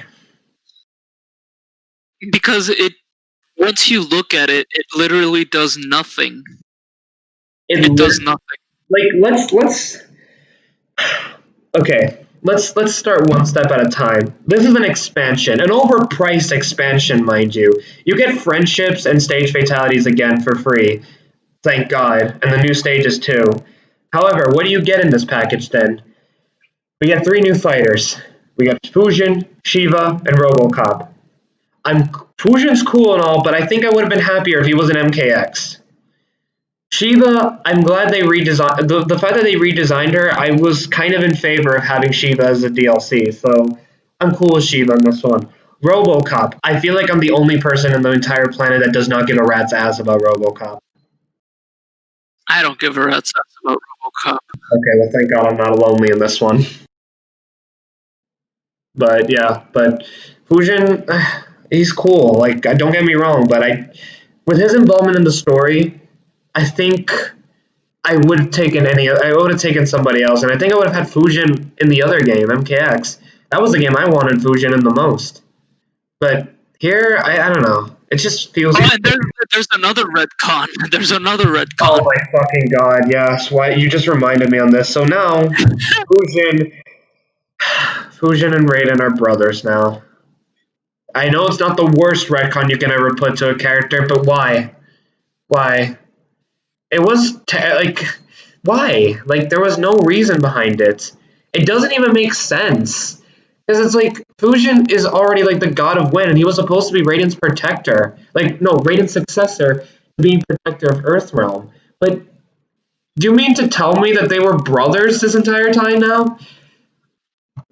At first, I took it as that's just what they're referring to each other. You know, they're close, so they're practically brothers. Like that's how close their bond is. Nope, that's not it at all. They are literally brothers. Yeah, like I want to know now, like how does that work for like Mortal Kombat 4 or some shit?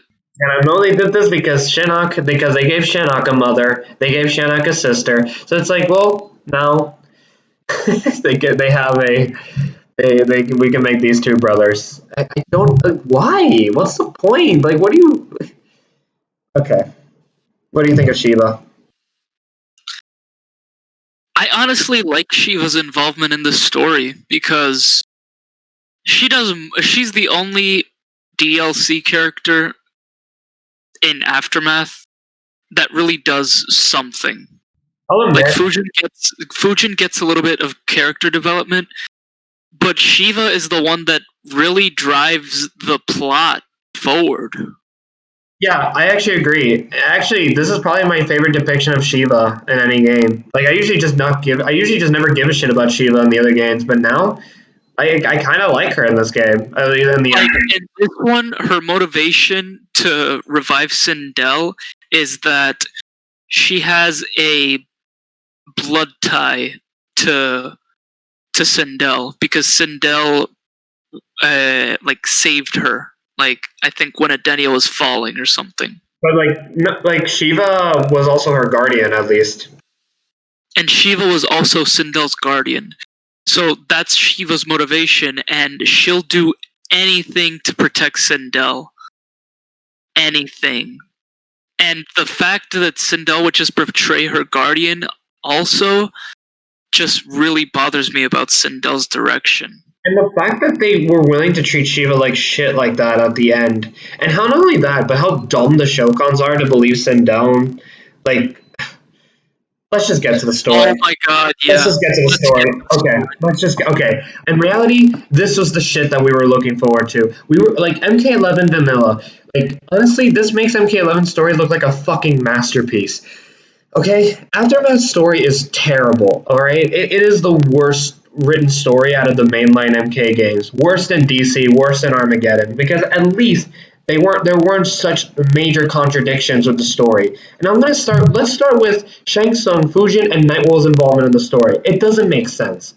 Okay, first you're gonna have to tell me where are these guys from, because they're obviously not from this timeline. A, we have a Revenant Nightwolf. B, we already had a Fujin in this timeline in MKX. So does he not exist anymore? Because remember why Dark Raiden faded away? Because I think that's real Fujin. I think that's normal Fujin. Okay, but now you have to tell me, when did he meet Kronika? When did this whole thing plan? Because it seems like they've known each other for a long time, or at least because Shang Tsung seems to know all the secrets of Kronika. Yet we had a Shang Tsung in MK9. And also, like, what's the void? Like, is it a prison? Is it, like, what is it? Or is it a literal void? We don't know because we never get to see it. It's like we don't exactly because the void. It said that the crown, Kronika's crown, was created by Shang Tsung in the void. But we don't know what the void is. Is it like an actual void? Is it a place? And the thing is, like, Shang Tsung's involvement with Kronika just feels so random and tacked on. Like, you mean to tell me that he knew everything about Kronika and this is coming from a character that's supposed to be around since the beginning, apparently, like another dumb retcon. But I don't buy Shang Tsung, Fujin, and even Nightwolf's involvement in the story. Like, honestly, because I don't even think. First of all, I don't even think they're all from the same timeline, and even if they were, it doesn't make any sense. And thirdly, thank you. If this was a different Fujin. Thank you. You just killed our current Fujin. And if Nightwolf, like is like from the past, then why choose Nightwolf for this quest and not a different character? Because of the great spirits. Like, why not pick a different character? Like, I don't know, Smoke. And then it gets worse. So. Apparently, because Liu Kang defeated... Okay, by the way, the ending they went with is Liu Kang and Raiden's ending. So Liu Kang and Kitana don't get a happy ending. So the ending goes by... Okay, so it starts by... After Liu Kang defeated Kronika, he kills her, but he accidentally destroys her crown. Oops. So he can't restart history, but he can still reverse time. He doesn't reverse time to the point where Liu Kang literally just defeats Kronika and then takes off the fucking crown and kills her differently. No. We have to rewind from as far back as when the Colosseum happens, like after the time merger had happened. So we go back to the Colosseum, pretty much when Kitana faces Shao Kahn. And we're basically just playing a game of avoiding any and all contact with any of the individuals that are involved in the story. That goes to shit the moment the collector sees them, and already everybody knows their presence, so it doesn't even matter anymore. So our main objective, I don't get why. I honestly don't remember why they did this. But why did they needed to bring back Sindel? I mean, I'm pretty sure Shang Tsung had his motivations, but what was the bullshit reason why they needed to bring back Sindel? I don't even remember, dude. I know it was definitely for like the evil twist, but I don't remember why they needed Sindel for this. But either way, they explained why Sindel and Nightwolf were absent in the final battle. You want to know what they were doing? They were just chilling in the castle. Like there was, but now we have a contradiction to like Aftermath. We have Aftermath and the characters that NetherRealm chooses to put in the game. Yeah. What are they? Nightwolf and Sindel, they were just chilling in the castle, but Smoke and Stryker, like, where were they? They're still revenant. I find it funny how you went out of your way to answer the fucking, like, yeah, like, Nightwolf and Sindel were chilling in the castle, but were Smoke and Stryker there? Like, where are they? It honestly bothers me that Smoke especially is not in this, considering the fact that if he was in this game, you know what? Why is RoboCop in this game? Why couldn't Stryker be DLC? Why couldn't Smoke be DLC? Yeah, but like... Why couldn't Ermac, Sector, Cyrax be DLC? It just occurred to me that RoboCop, a robotic cop, made it as DLC when one of your missing revenants is a cop. What the fuck is wrong with this stuff? That's not even maybe they'll retcon that Stryker is RoboCop or some shit. Shut the fuck up and don't give him those ideas, please. They're probably gonna be like, "Holy crap, that's a good idea!" Oh my god. Okay, so Stryker's gonna be RoboCop now. So they get captured. They get to the Sindel revenants. Shang Tsung gets fucked in the ass by Nightwolf's revenants, and so Shang Tsung just steals Nightwolf's revenant souls, which didn't even know they even had souls. I figured that was the whole point of them being revenants, but whatever. Like. And he just straight up kills his revenants. And it's like, what? I thought revenants couldn't die. You're going to need to tell me that they can all of a sudden. Like, isn't there a point that Dark Raiden tells the Emperor Liu Kang that their fate's worse than death? You want to know why he says that? Because they can't die. Yeah. They're not supposed to die. I don't care if you fucked up Shang Tsung's face. You shouldn't even created a scenario like that in the first place. You could have because even though they're not. They're already dead. Is the thing. Like revenants are just dead versions of them, like zombies. So now they're deader than dead. That's what they are. So they get Sindel. They convince Shiva to help them. Shiva explains. So Shiva gets some really good characterization of just being the guardian of Sindel. They bring her back, and already I'm skeptical. Already I know they're going for the evil side direction. I don't buy this. I never bought the Sindel, and especially the moment she starts talking shit about Raiden, you already know we're in for an interesting game. Like even when they bump into Jax and Shang Tsung's island, he doesn't even flinch when he sees the same person that not only murdered him and his comrades, but was the reason why he was a revenant in the first place. The reason why Jax went through so much post-traumatic stress disorder for being a revenant. He hated the things he did as a revenant. And you want to know something? The person that killed him and made him into a revenant is standing right in front of him, and it is the same person because they literally had to bring her back when she was a revenant. So it is the same.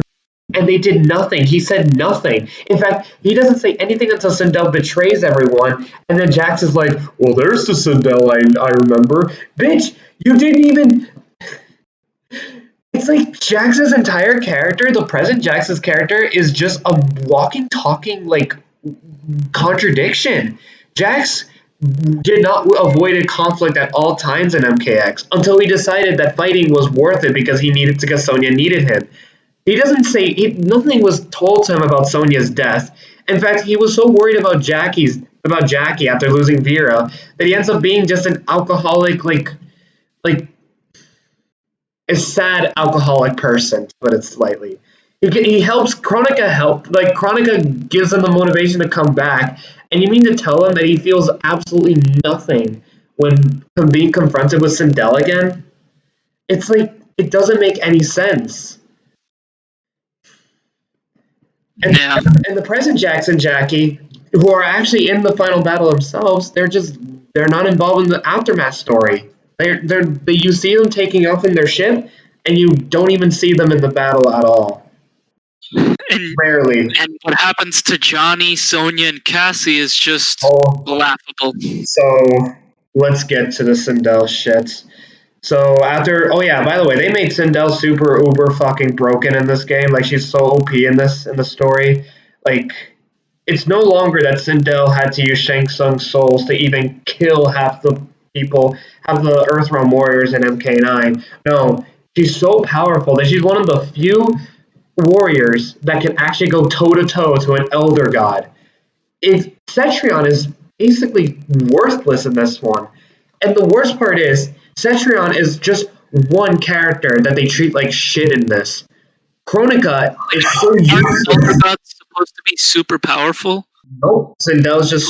that's why they have a ranking system in here. God, Elder God, Titan. Well, Sindel is above all of that shit. Sindel is so powerful that not even an Elder God can touch her.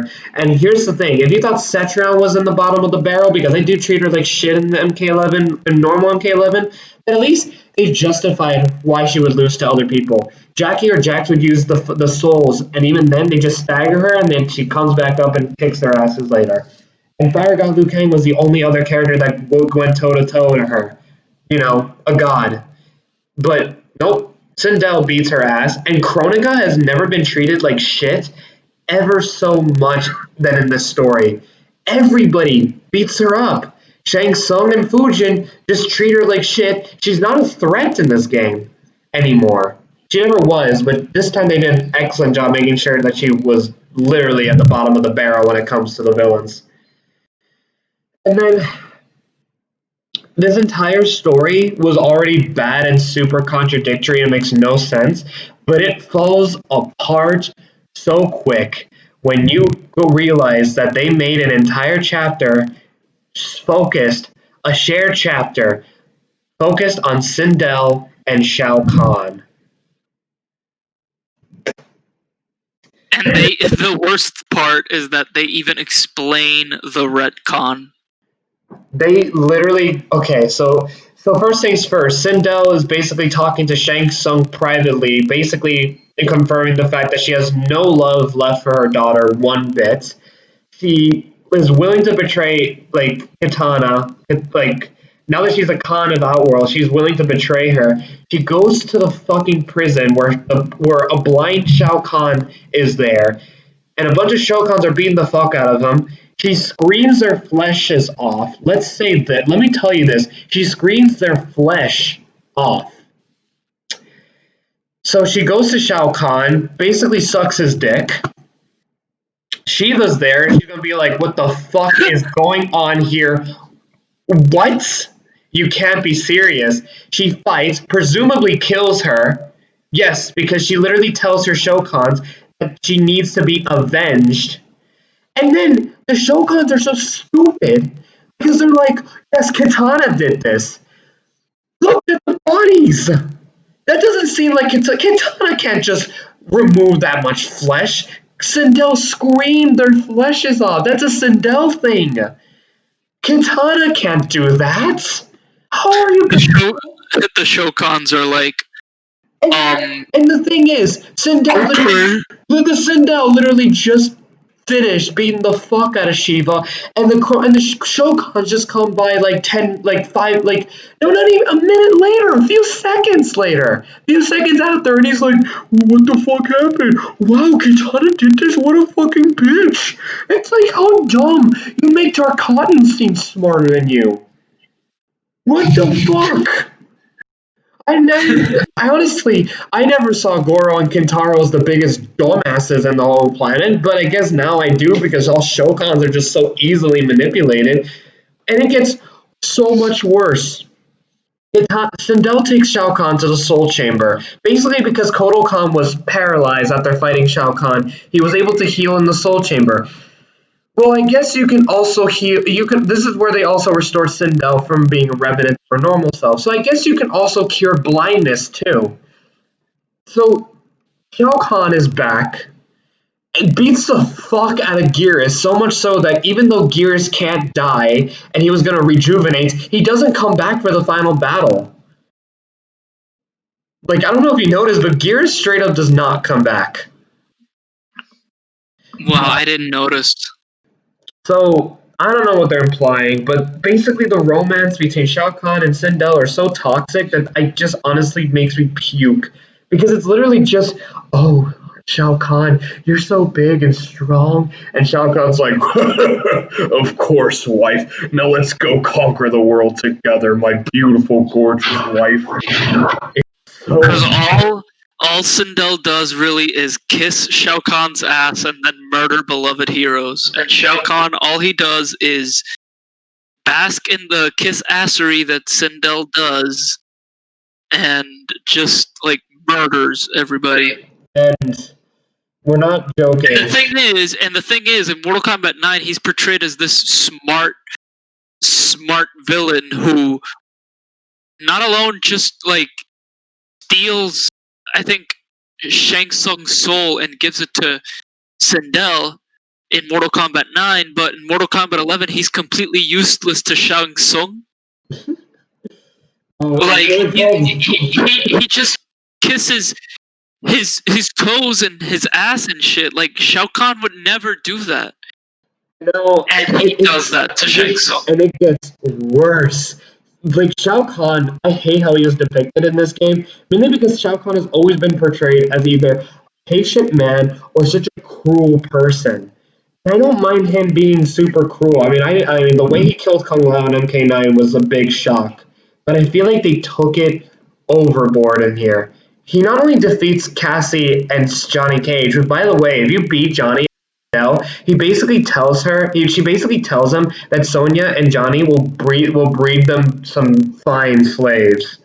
So keep that in. So yeah, just have that in your mind, okay, of how fucked up that actually is. They take their ship and they beat the fuck out of all the main heroes. Let me tell all of you this. You want to know who are my 3 favorite characters in all of MK are? Liu Kang, Kung Lao, and Kitana. You fight Kung Lao, and it's funny, if you actually play a Shao Kahn, you know exactly what they did. They toss him off they toss him overboard into the sea of blood, where he will sink indefinitely. So you killed Kung Lao again. Not just that, you beat the fuck out of Jade. You kill Kodo Khan again, technically speaking. And the thing is, you had a chance to kill Kodo Khan already. You can't just paralyze the man and then kill him again. It's like you can't just do that. It's like if you wanted to kill Kodo Khan, you should have done it in the main story, not when Shao Kahn is literally gonna beat the fuck out of everybody. At this point, you're just really shitting on your characters. And then the most frustrating part of all is when you had to choose between fighting Kitana or Liu Kang. And this part really pissed me the fuck off. I would have much preferred if it was the other way around. If you get to fight Shao Kahn or Sindel as Liu Kang or Kitana, I would have been happier for that, because at the very least it gives the good guys some breath of fresh air after them being pummeled to death. But no, not only did this horrendous retcon just get so thrown out of proportion, but they take it so far that they embrace it so much so that you have Sindel beating the fuck out of her own daughter again, so much so that the Chosen One can't even beat Shao Kahn anymore. Kitana can beat Shao Kahn, but Liu Kang can't. The same person who's been training his whole life to win the entire Mortal Kombat tournament. And all of a sudden, you just can't beat Shao Kahn?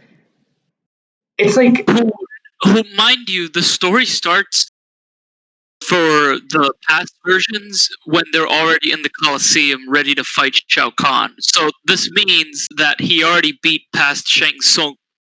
Yeah. Kitana has already went toe-to-toe to Shao Kahn and won. So the champion of Mortal Kombat and the Chosen One is just being treated like complete shit in this one. I know a lot of people don't really care about the Revenants. Personally, I think the Revenants were the interesting part about MPX, and they were honestly the things that I was more looking forward to that game. Much to my disappointment that it wasn't the main focus.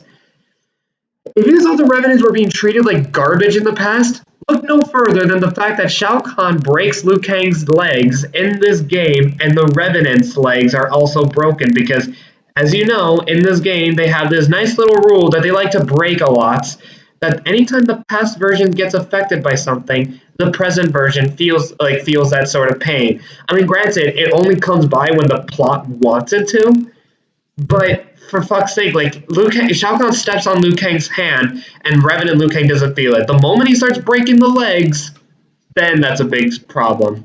But I don't get why Ditto matches why mirror matches are even possible, because I don't think the Revenant should even lay a finger on their past selves, because if they beat the fuck out of themselves, they're beating the fuck out of literally themselves.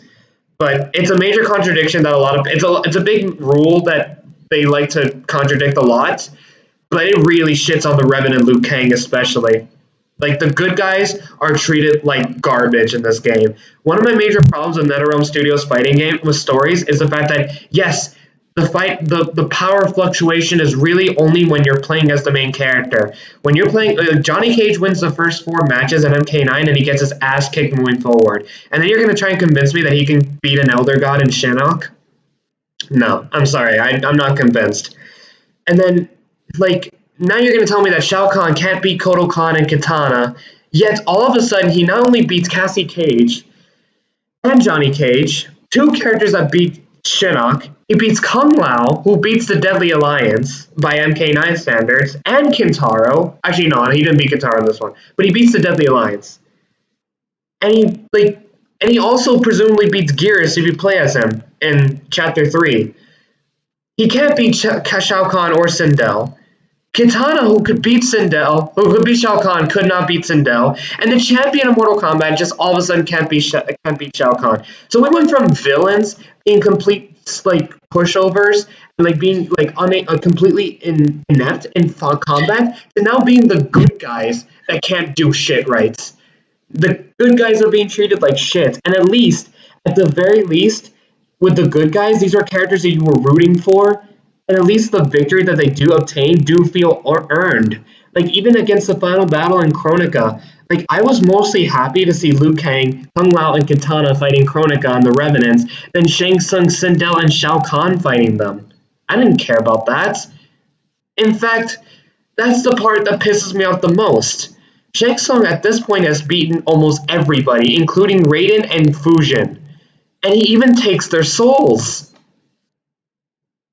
And then in the final battle, when the Revenants are supposed to be in their super powered like cells, when they could even beat when they even gave Fire God Liu Kang a run for his money, they get their asses kicked in 2 seconds. Sindel even kills Kitana and Jade. And then these two dumbasses get fooled by Shang Tsung. So now Sindel is definitely the female Shao Kahn. Strong, powerful, unlikable, and stupid. And that's to add to the fact that Scorpion and Sub-Zero and Raiden don't do anything in this story. Everybody's treated like shit in this one. Even Sindel, though she's when Aftermath is supposed to follow the events that happen in the story, it doesn't really add anything to the main story when this is supposedly called an expansion. And for this story, it feels really repetitive. Like, a lot of the seats feel like it's the same from MK11 and Vanilla. And sometimes even dialogues are being reused. Like when Raiden and the Revenant Liu Kang are about to fight, the dialogue is exactly the same from when they fight in the normal story. And it's the most half-assed. And then the final battle with Kronika is so half-assed. It's so unbelievable how predictable and stupid and terribly written this story is. So much so that if you are a person that likes Devora, if you like the Sindel retcon, and if you pick Shang Tsung's ending, you are just a garbage person. But by default, you are just a garbage person. But let's talk about another thing about the ending is Fire God Liu Kang's involvement in the story of MK11 Aftermath. Oh my god, talk about character assassination. I gotta say something. So, I'm gonna take past games as motivation for what Liu Kang would do in this story. So, in Mortal Kombat 9, if Liu Kang wasn't able to sacrifice everything and let Shao Kahn invade Earthrealm, he wouldn't even become a Revenant. Raiden wouldn't have even tried to kill him, and the events of Mortal Kombat 9 would have happened differently. In this game, he just basically sacrifices everybody in order for everything to meet his own end. And this is his idea. He planned for this. He talked to Fujin privately and said that, about the risk that those things was going to happen. He would never, ever let his friends to die. Yet this motherfucker is going to say, don't worry, they will be back in the new era. That's the shit that Geras would say. Geras or Kronika. Literally anybody that was involved. Hell, even the Revenant will probably say that, but not the good Liu Kang. Liu Kang would actually try to go back in time and make these events happen himself. Like, he wouldn't stand back and let Fujin handle things. He would go with Fujin himself and get the crown himself and go over, defeat Kronika, and do what he was supposed to do. I would think that would make a better story than what we were given with Shang Tsung and everything.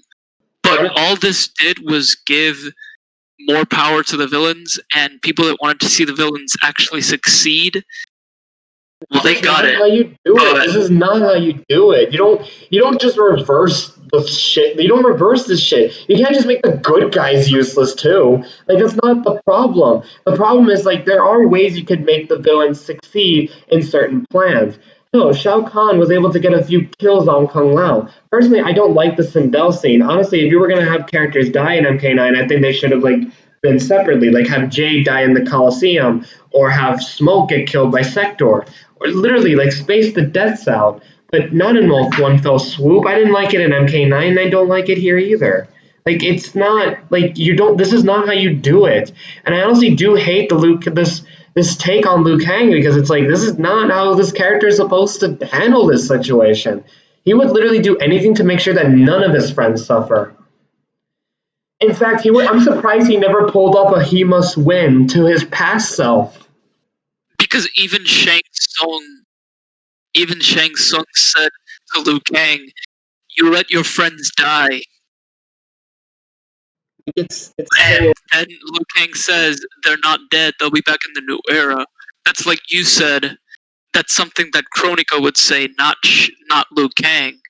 And that's one of the reasons why Raiden chose him as champion, that he was selfless, not selfish and have anything meet his own needs, because he's not opportunistic. Other characters would do this, but not Liu Kang. You know, honestly, that's one of the reasons why he was such a unique character, even by MK1. Liu Kang's fatality wasn't even, Liu Kang's fatality in MK1, he doesn't even kill his opponents. He's a pacifist. Like, he doesn't believe that he has to take a life from everybody. I mean, sure, they've completely ignored that, but it's those details of how he's such a selfless warrior that makes Liu Kang stands out. He's not a boring character because of that. Just because he doesn't want to kill anybody and he's actually a good person, that doesn't make him boring. That actually makes him the most unique character in this entire franchise, in my opinion. But this is not how you do it. This is not it. This is probably next to Sindel's retcon. I think this is the part in the story that pissed me off the most. And I don't even think the past version of Kung Lao and Liu Kang even have a line or even talk. They do, but they're hardly the focus, honestly. But and it literally does nothing to the characters that actually drive the story, because really Shao Kahn and Sindel don't even drive the plot forward. It's Shang Tsung who does that. And honestly, if you thought that MK11 kind of sucked because the entire conflict in the present is all because of characters that came from the past, kind of like in Injustice 1, in the sense that there's this entire conflict that's been going around and characters from a different universe comes out of nowhere and solves the conflict for them. If you thought that shit was bad, talk about a character that was not even supposed to be alive at this point just all of a sudden changed the course of action. And I don't even get... And also, if Shang Tsung was the one who created the crown, why wasn't he even in the main story? Hey, how about this? If his assets and everything was already in the game, even without the DLC, because his model was in the crypt. So why not even involve him in the main story?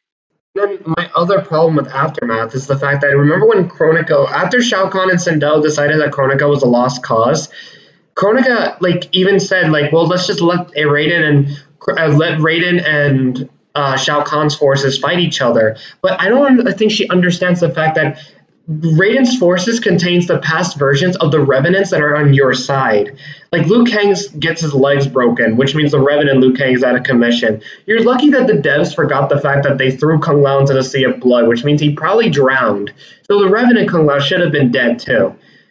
But for a fact that if any of these guys got hurt or severely wounded, you would have been left without anybody, because that would mean all the Revenants are gone.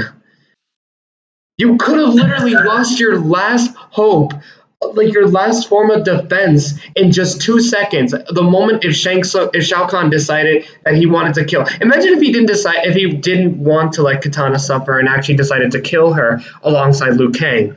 Those are Revenants gone. Those Revenants are gone. You're stuck with Cabal and Noob Saibot.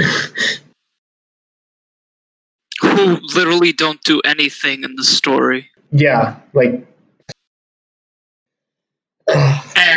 apparently Stryker and Smoke aren't even in the story either. Maybe they're in the Their past versions aren't even in the story either. Which, by the way, Cabal being a cop and Stryker being a cop, they don't do anything in that. No, they've reduced Cabal's role big time, and I really don't like this depiction of Cabal either. I used to And you know an involvement that I would have liked for Smoke? To have him with Noob Saibot as a Revenant. That would have been really fucking cool. It would have been like a nice parallel to Noob Smoke and Deception. And something for Sub-Zero, because I hate the fact that Sub-Zero doesn't even try to save Bihan or redeem Frost or do anything with Smoke. Like, Sub-Zero's role is just so meaningless in the story. Like, he doesn't do anything for his friends, for his brother, for like his apprentice, nothing. He's a bad teacher, and yet he doesn't care about his friend and brother, his best friend and brother, who are currently slaves to the Netherrealm, as he once was. He was a slave he was a cyborg, and he was a revenant. He should know more than anybody what's it like to not have your free will. You literally saved Cyrax. Exactly. And then let's get to Shang Tsung's. Okay. Shang Tsung's ending is so predictable garbage. It's literally the tip. I literally guessed it before I even got a chance to look at the ending. Shang Tsung was going to be sitting on a big fat chair, and he was going to be the ruler of all the realms, and everybody was going to be bowing down to him. I was close. He still sat on a big fat chair, and he still stand above all the realms, except Evil Raiden and Evil Fusion are just there saying that all the realms are conquered, and they're going to conquer the Order Realm and Chaos Realms, 2 realms from Mortal Kombat Deception. And I know they only referenced it just because they want to show off the fact that it's like, see, we know MK lore, we know what we're talking about. Him being a giant, like, what's that about? I don't care, but it's like the fact that this is like supposed to justify their shitty storyline, and it's like, see, we know Deception, we get you, we are MK fans too, so therefore we know that we know more about Sindel's retcon than anything. Like, we all know that this is the real Sindel now, because we know about Deception's realms, we know about those 2 realms, the Order Realm and Chaos Realm. See, references. Fuck you! Shang Tsung's ending is so bad. It's such predictable garbage that I honestly think Superman's ending from Injustice 2 was better. And then Liu Kang's ending is good. I like the fact that he goes to see. I don't know if it's. People say it's the original Kung Lao. I would have preferred if it was the normal Kung Lao, honestly, and then Kung Lao becomes the new champion of Mortal Kombat. I would have liked that, honestly. And then Liu Kang becomes his mentor. I want the next Mortal Kombat game to start start utilizing Kung Lao as the next protagonist, because aside from Deadly Alliance and Shaolin monks, I think Kung Lao does deserve the spotlight, and I think this was honestly meant to be. Personally, I don't see Liu Kang being a fire god or the new protector of Earthrealm. I honestly see him ruling Denia with Kitana, being with the love of his life, and Kung Lao being his successor. But I still want the same result. I still want Kung Lao to be Liu Kang's successor as the champion of Mortal Kombat, because I think the character deserves it. But apparently this is the great Kung Lao, which is fine and all, but that means you just went further back in time to a point where it's like, Jesus Christ, we already know where the story was going to head to, so unless you're changing the story... No. I think that he made his Kung Lao the great Kung Lao.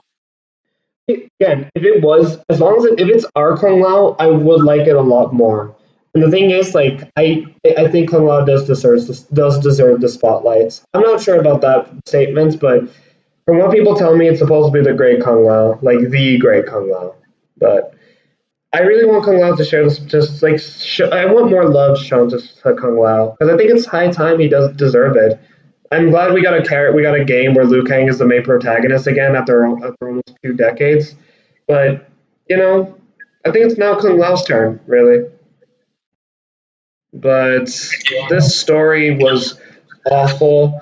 I really hate it so much that... And also that you forgot to mention is that Aftermath shouldn't even be here. Aftermath is so important. If it wasn't for Netherrealm making the crown so important, yeah, like, honestly, we wouldn't even be here. We would have all been happy with Liu Kang and Kitana's ending, and that's the thing that frustrates me the most. Like, Liu Kang doesn't even finish this with Kitana. Like, honestly, if I were to close Liu Kang's story, I would have him be with Kitana. Like, I would have him, like, sort of, like, for once, it's kind of like Captain America, honestly. Like, for once, him doing one slightly selfish thing, and that's, like, having a life for himself, really. Like, a life that he himself wants, and that's to be with someone he loves. and he trusts his best friend that he would also succeed. But he knows that if he succeed him, but he knows that if things go out of hand, he will come back for to aid his best friend. That's a Liu Kang story.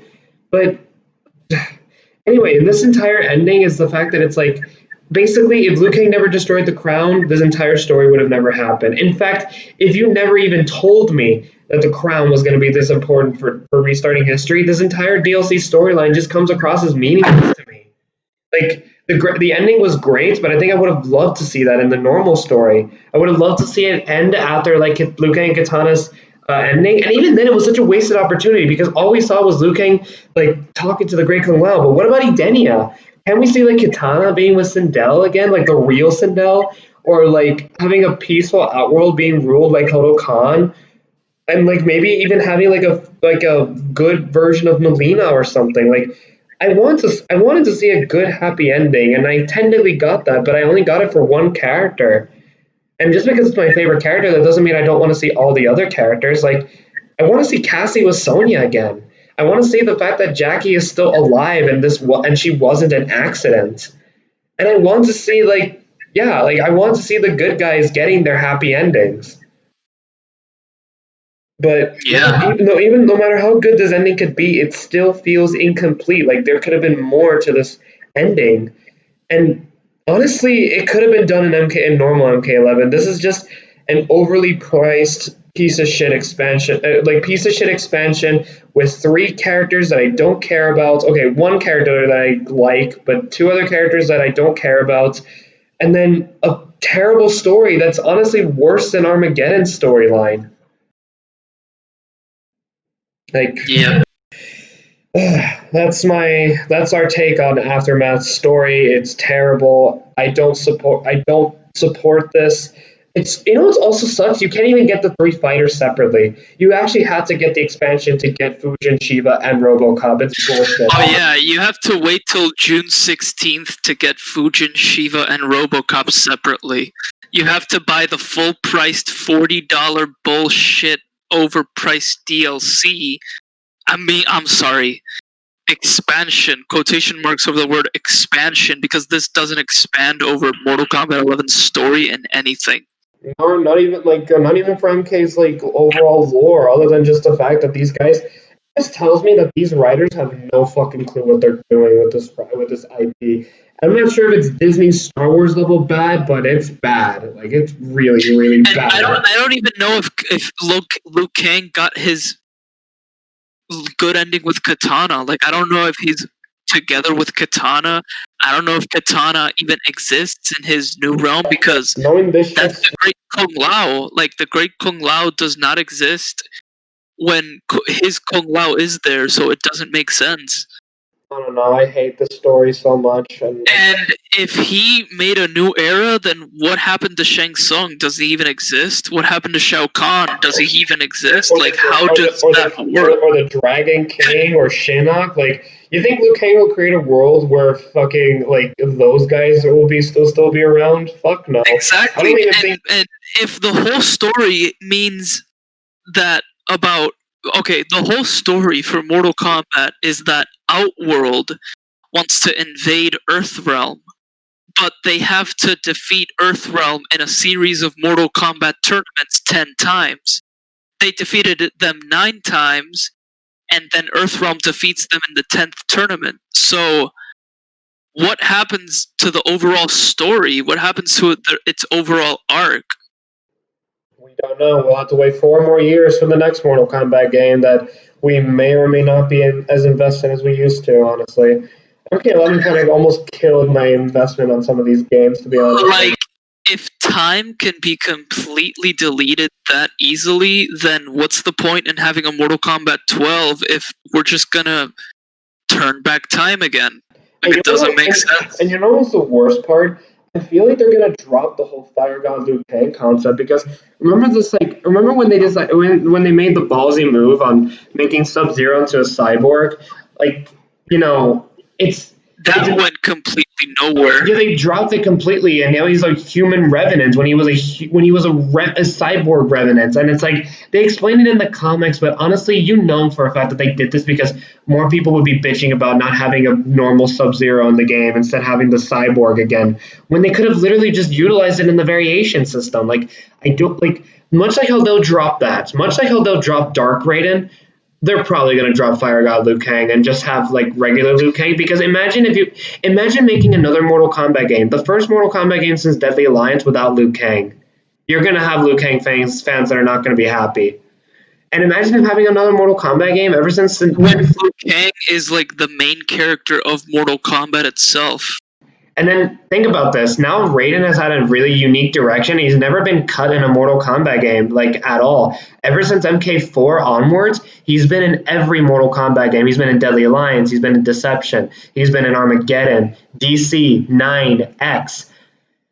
You're going to tell me you're going to cut him off just to have Fire God Liu Kang? No, they're going to want to have both of them in the story just to make sure they don't piss as many people off. Even if Raiden was going to be immortal, they still had to have Liu Kang and Raiden. And I think they're just going to drop the Fire God Liu Kang and Raiden as immortal thing and just have normal Thunder God Raiden and regular like champion of Mortal Kombat Liu Kang.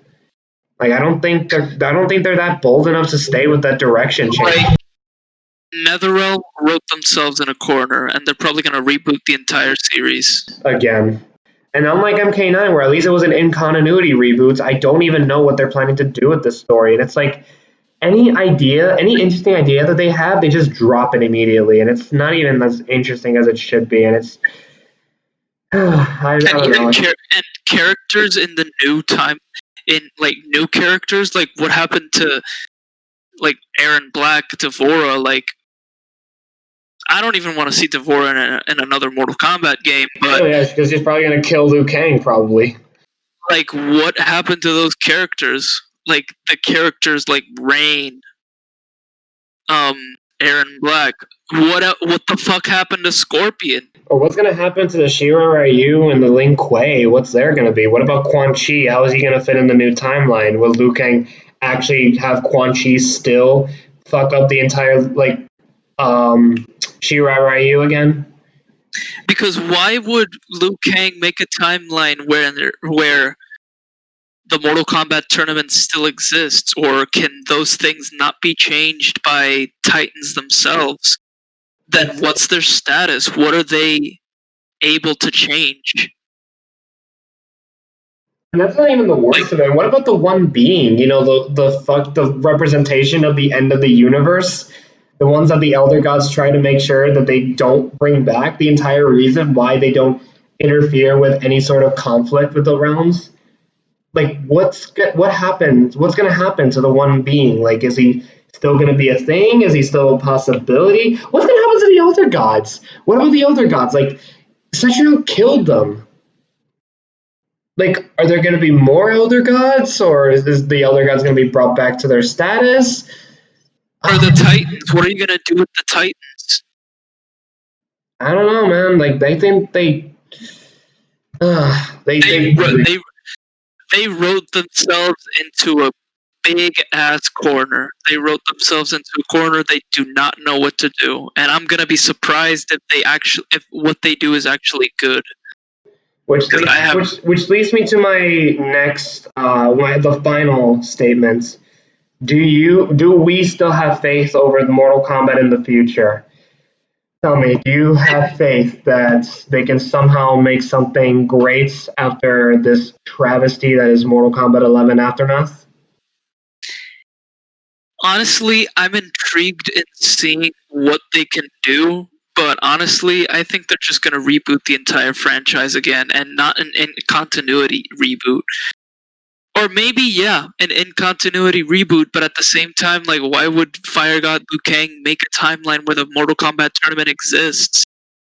I don't know, man. Like, I feel like, honestly, I was honestly hooked for this trilogy, but I don't think I'm really that excited for the next Mortal Kombat game. Like, I'll still look at it out of pure curiosity, but I just don't have any hope for it, because now any conflict that's gonna happen, it's because Fire God Liu Kang like overlooked something or just didn't really I don't know, like the fact that everything's gonna be in the hands of Fire God Liu Kang, and he's gonna probably seem as inept as Raiden. And where's gonna be Raiden in all this? Where's the fuck is Raiden? Yeah, I don't know. And the fact that all this, and if they take out Raiden from the equation, like what's gonna happen to like I don't know. Is Raiden just like not a god anymore? Can he do that? Can he give his powers to somebody else? He was immortal in like the ending of MK11, but I don't know they're really gonna keep that, honestly. I just don't see it. I just don't see it unless they go with the mortal. Oh yeah, that's another. Here's another one. Hanzo Asashi, a very unique take on Scorpion, kills him off in MK11. Like again, like whenever there's something unique for the character, they don't stick around with it and they just revert back to their original status. That's probably what they're gonna do with Liu Kang. They're gonna find some way for Fire God Liu Kang to be no more. How about the for Liu Kang to not want Raiden's powers anymore and not want to be a god, not want to have that burden on him? How about the fact that these guys are at one point supposed to be revenants, and the fact that we still like instead of just relying solely on the revenant to have like an entire story but dedicated to them and Dark Raiden, they just bring the past versions into the present. Like they knew that they wanted to work with their original counterparts, not their revenant counterparts. Yeah, and what happens to the characters that didn't make it to Mortal Kombat 11? Yeah, are they in the new era? What about Smoke? Is Smoke the new era? Striker? Smoke, yeah. What's gonna happen with those? Something tells me they are gonna be in the next game. Just to pander to that question why they weren't in the new game in the MK11. But honestly, I just don't care about MK like the story because I just don't. Oh yeah. And what's going to happen to Ermac, who was literally created with souls by Shang Tsung? So does Ermac not exist anymore? And what's going to happen to King Jared, the main host of the entire Ermac body?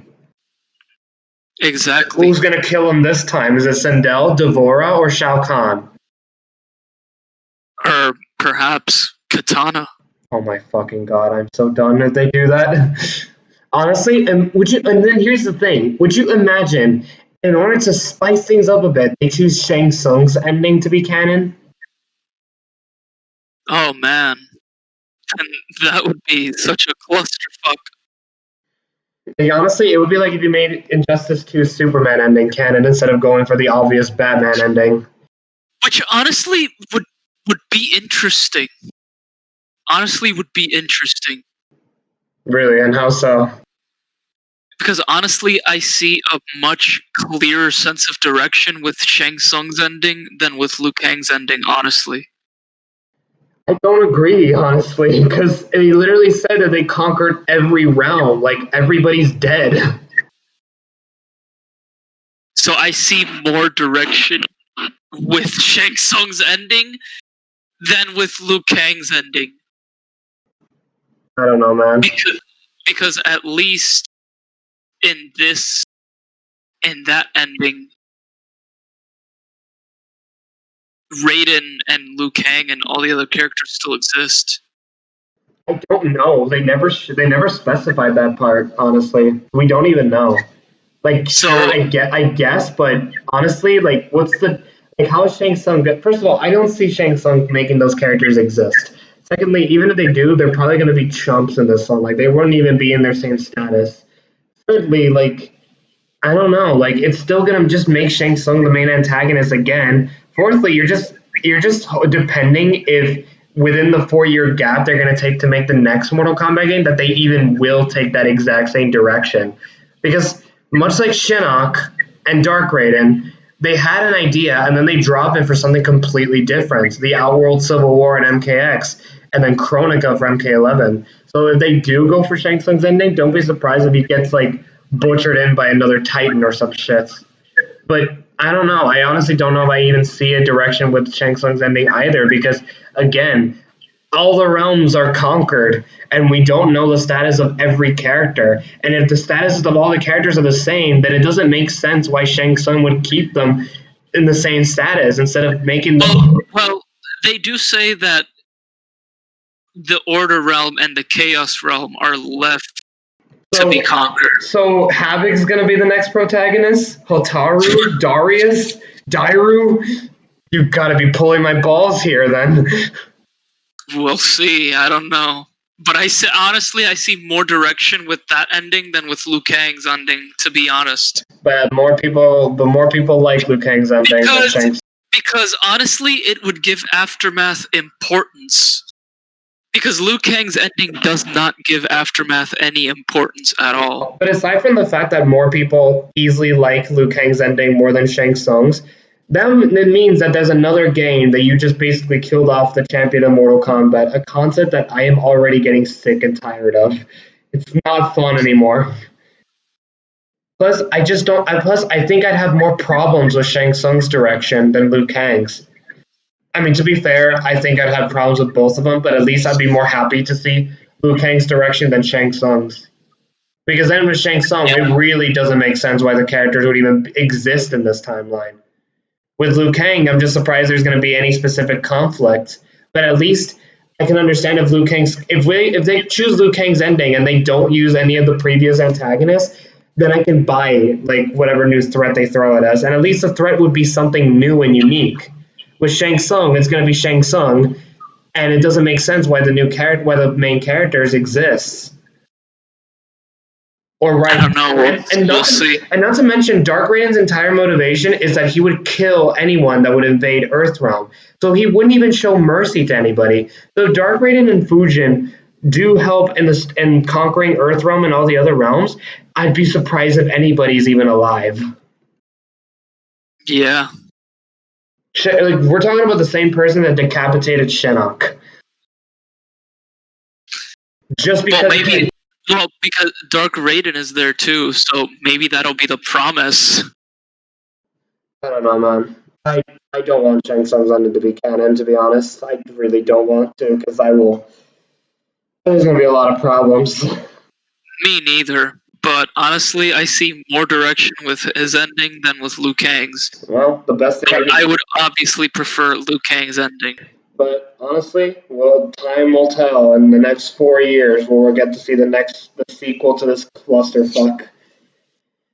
Yep. And with that being said, that's gonna do it. Honestly, actually, let's give our final rating to Mortal Kombat 11. What is our final verdict of MK11? All right, putting everything together with the crypt and everything, and the DLC fighters, and I think there's probably going to be more DLC fighters. Yeah, I heard there are going to be like 2 more guest fighters, if I'm not mistaken. Like 2 more guest fighters, and I believe that's it. Supposedly this game's still going to get some support. Even I'm not sure if by Injustice 3 they'll still keep supporting this game. They usually stop supporting the game once the new game's been announced or released. So I don't know. It really depends on how much they would really to go for, but I don't know. So I don't know. Because they did mention that there's going to be more DLC characters. But as of right now, with what we got. As of right now, honestly, Mortal Kombat 11 vanilla without Aftermath, I would give it an 8 out of 10. Wait, question. This game, MK11, was at one point your favorite Mortal Kombat game. Like, it used to be MK9, and then when MK11 came out, this became your favorite. Does it still hold that status?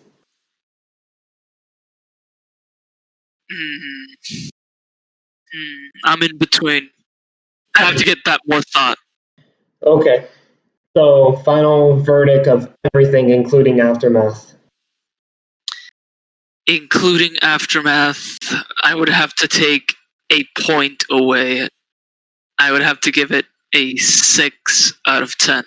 Okay. With Mortal Kombat 11 Aftermath included. It's not a great expansion. 3 DLC characters that really only one interested me when I saw the trailer. DLC characters that are missing from the game. Story with a garbage ending. Both of them to be garbage. In my opinion. And an expansion that didn't really need to exist because the crown serves no purpose in the first part of in the main story, but now serves a purpose in this story. Because the crown only serves purpose to give Kronika more power, but it never explained that they needed it to reverse time. So yeah, they just pulled that one out of their asses. Let's be honest. That's very big violence. So I would give Mortal Kombat 11 Aftermath completely a 7 out of 10. 7? Well, you're talking about the expansion that time. No, I'm talking about the whole thing. Mortal Kombat 11 main game, Aftermath, and everything else. A 7 out of 10. Okay. As for me, it's going to be really tricky because when we played this game initially, I gave it a 7. So I didn't really hold it as much praise as you did. I had issues with the story and the crypt. I didn't love this game, but I still had fun with it. And I still do have, anytime you and I play, I still have fun with it. I think in terms of gameplay, I still think I had more fun with this game than MKX. But I'm going to say this. In terms of the content, the Towers of Time, comparing to the Living Towers, the character roster, the variation system, and and the new characters that we got, like, I didn't like any of the new characters except maybe Gearus, but I didn't care about Gearus to the point that I would say he's like a favorite of mine. I just think he's an okay character. But gameplay wise is really the only thing I really liked about this game. Story wise, the only reason why I even preferred this over MKX is because it focused on the right characters, but I think this game is a bigger mess than MKX's. Or at least right at the same level of mess of MKX, actually, let's be fair. Because MKX was another mess, but this is another mess. Aftermath, the story was terrible. The DLC fighters are fine, but I find myself, the ones that I liked in MKX, I find it to be just, like, the ones that I liked from MKX a lot, I love it. Like, but I haven't loved any of the DLC fighters in MK11. I prefer seeing more MK fighters than guest fighters, and I kind of want to see a new takes on characters that haven't really been in the main spotlight in a while.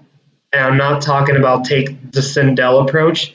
Like, I want you to be as accurate with this character as possible instead of this horrendous retcon of Sindel. I'm very conflicted because overall I have more fun with MK11 than I do with MKX. But I can't help but shake the feeling that MKX was probably the better game overall. And it's tough for me. But I think I'm going to have to give MK11 mainly, actually, what's going to really solidify is the Towers of Time. The fact that he even had to get requirements to even take some of those challenges, I'm going to have to drop MK11 to a 5 out of 10. I was really hoping I wouldn't get to that level, but I'm going to have to give MK11 a 5 out of 10. I have a lot of fun with the game, and I'll still play with Eugene, like, whenever we get around to it. But overall, my final verdict for MK11 is a 5 out of 10. And I think I'm going to have to bump MKX up because I just realized, like, the content of MKX wasn't really terrible, just not MK9 level good. So MKX updated to 6 out of 10, and MK11 downgraded to 5 out of 10. And, yeah, I'm going to have to go with it because at least there were things I did like about MKX a little bit more overall. And, like, the more things that was bothering me about MK11 starts really coming back to me. And it's like, the more I think about it, the more it bothers me, and the more I just find that there are so many things that are so unnecessary in MK11 that I think was actually done better in MKX, honestly. I'm refraining from giving MKX the 7 out of 10, even though I feel like I'm refraining from giving it a 7 out of 10 mainly because I do think that the story is garbage in MKX, and I did not like most of the DLC fighters, but the ones I did like, I love. And I don't know, I'm fine with the content, but just, again, it's not MK9 quality good, or Deceptions. But, yeah, that is my slight hot take on MK11. It's unfortunate that I feel that we came to this conclusion, considering that We both enjoyed this game quite a lot upon its release, and this is a direction that it went through, and we are both now very conflicted with this game and the direction of the story moving forward. Let's hope it doesn't turn out to be like Disney Star Wars disaster piece.